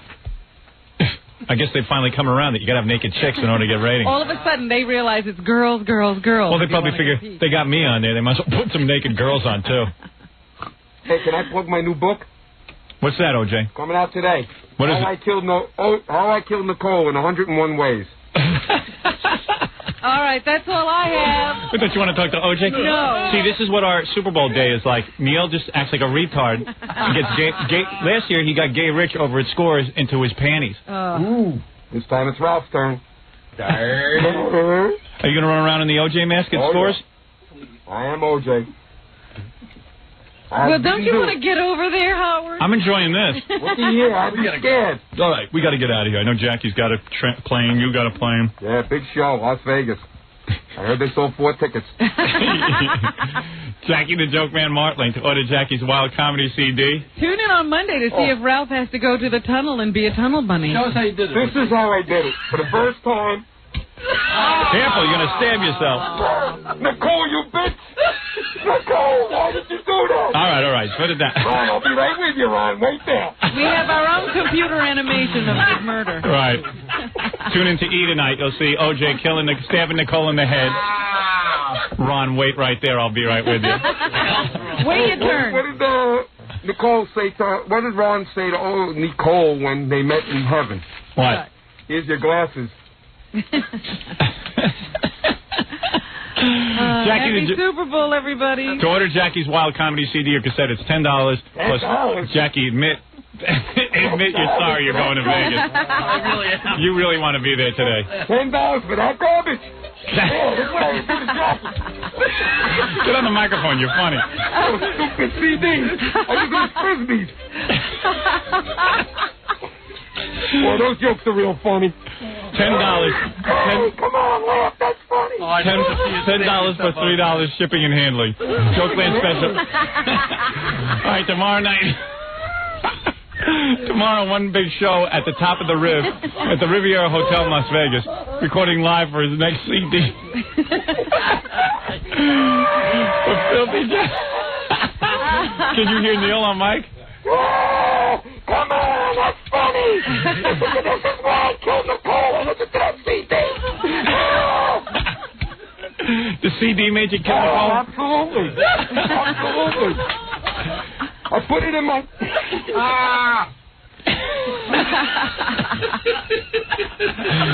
All right.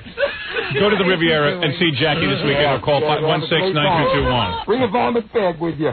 516-9221 isn't a paid service. Hurry with these plugs. Don't miss Stuttering Giants Band appearing at the Globe Theater in Norwalk, Connecticut this Friday night, January 27th. Tonight. With special guest tonight with Baba Booey. For more information, 201-942-OUCH. If you're planning a wedding or party, you need a DJ, call Scott the Engineer's Rocket Entertainment at 718-BAG-5040. It's about $12 million in Super Bowl bets. I don't know whether the banks will be able to handle all this action. And see me in prison for the next 50 years. I'll be performing there. Thank you, OJ. I might have Neil in on Monday to be OJ. What are you doing Monday? Oh, nothing. If you need him, he's doing nothing. I don't have to pay you? No, not at all. You gonna buy Jackie's CD? Oh, yeah, sure. Yeah, I need cat litter. Okay. All right. We'll go see you on Monday. Good luck at the Riviera, Jackie. Robin, good luck in Baltimore. Baltimore. I'm going to Pittsburgh. Oh. Same thing. Excuse me. Same thing. Same thing. You felt right. Yeah.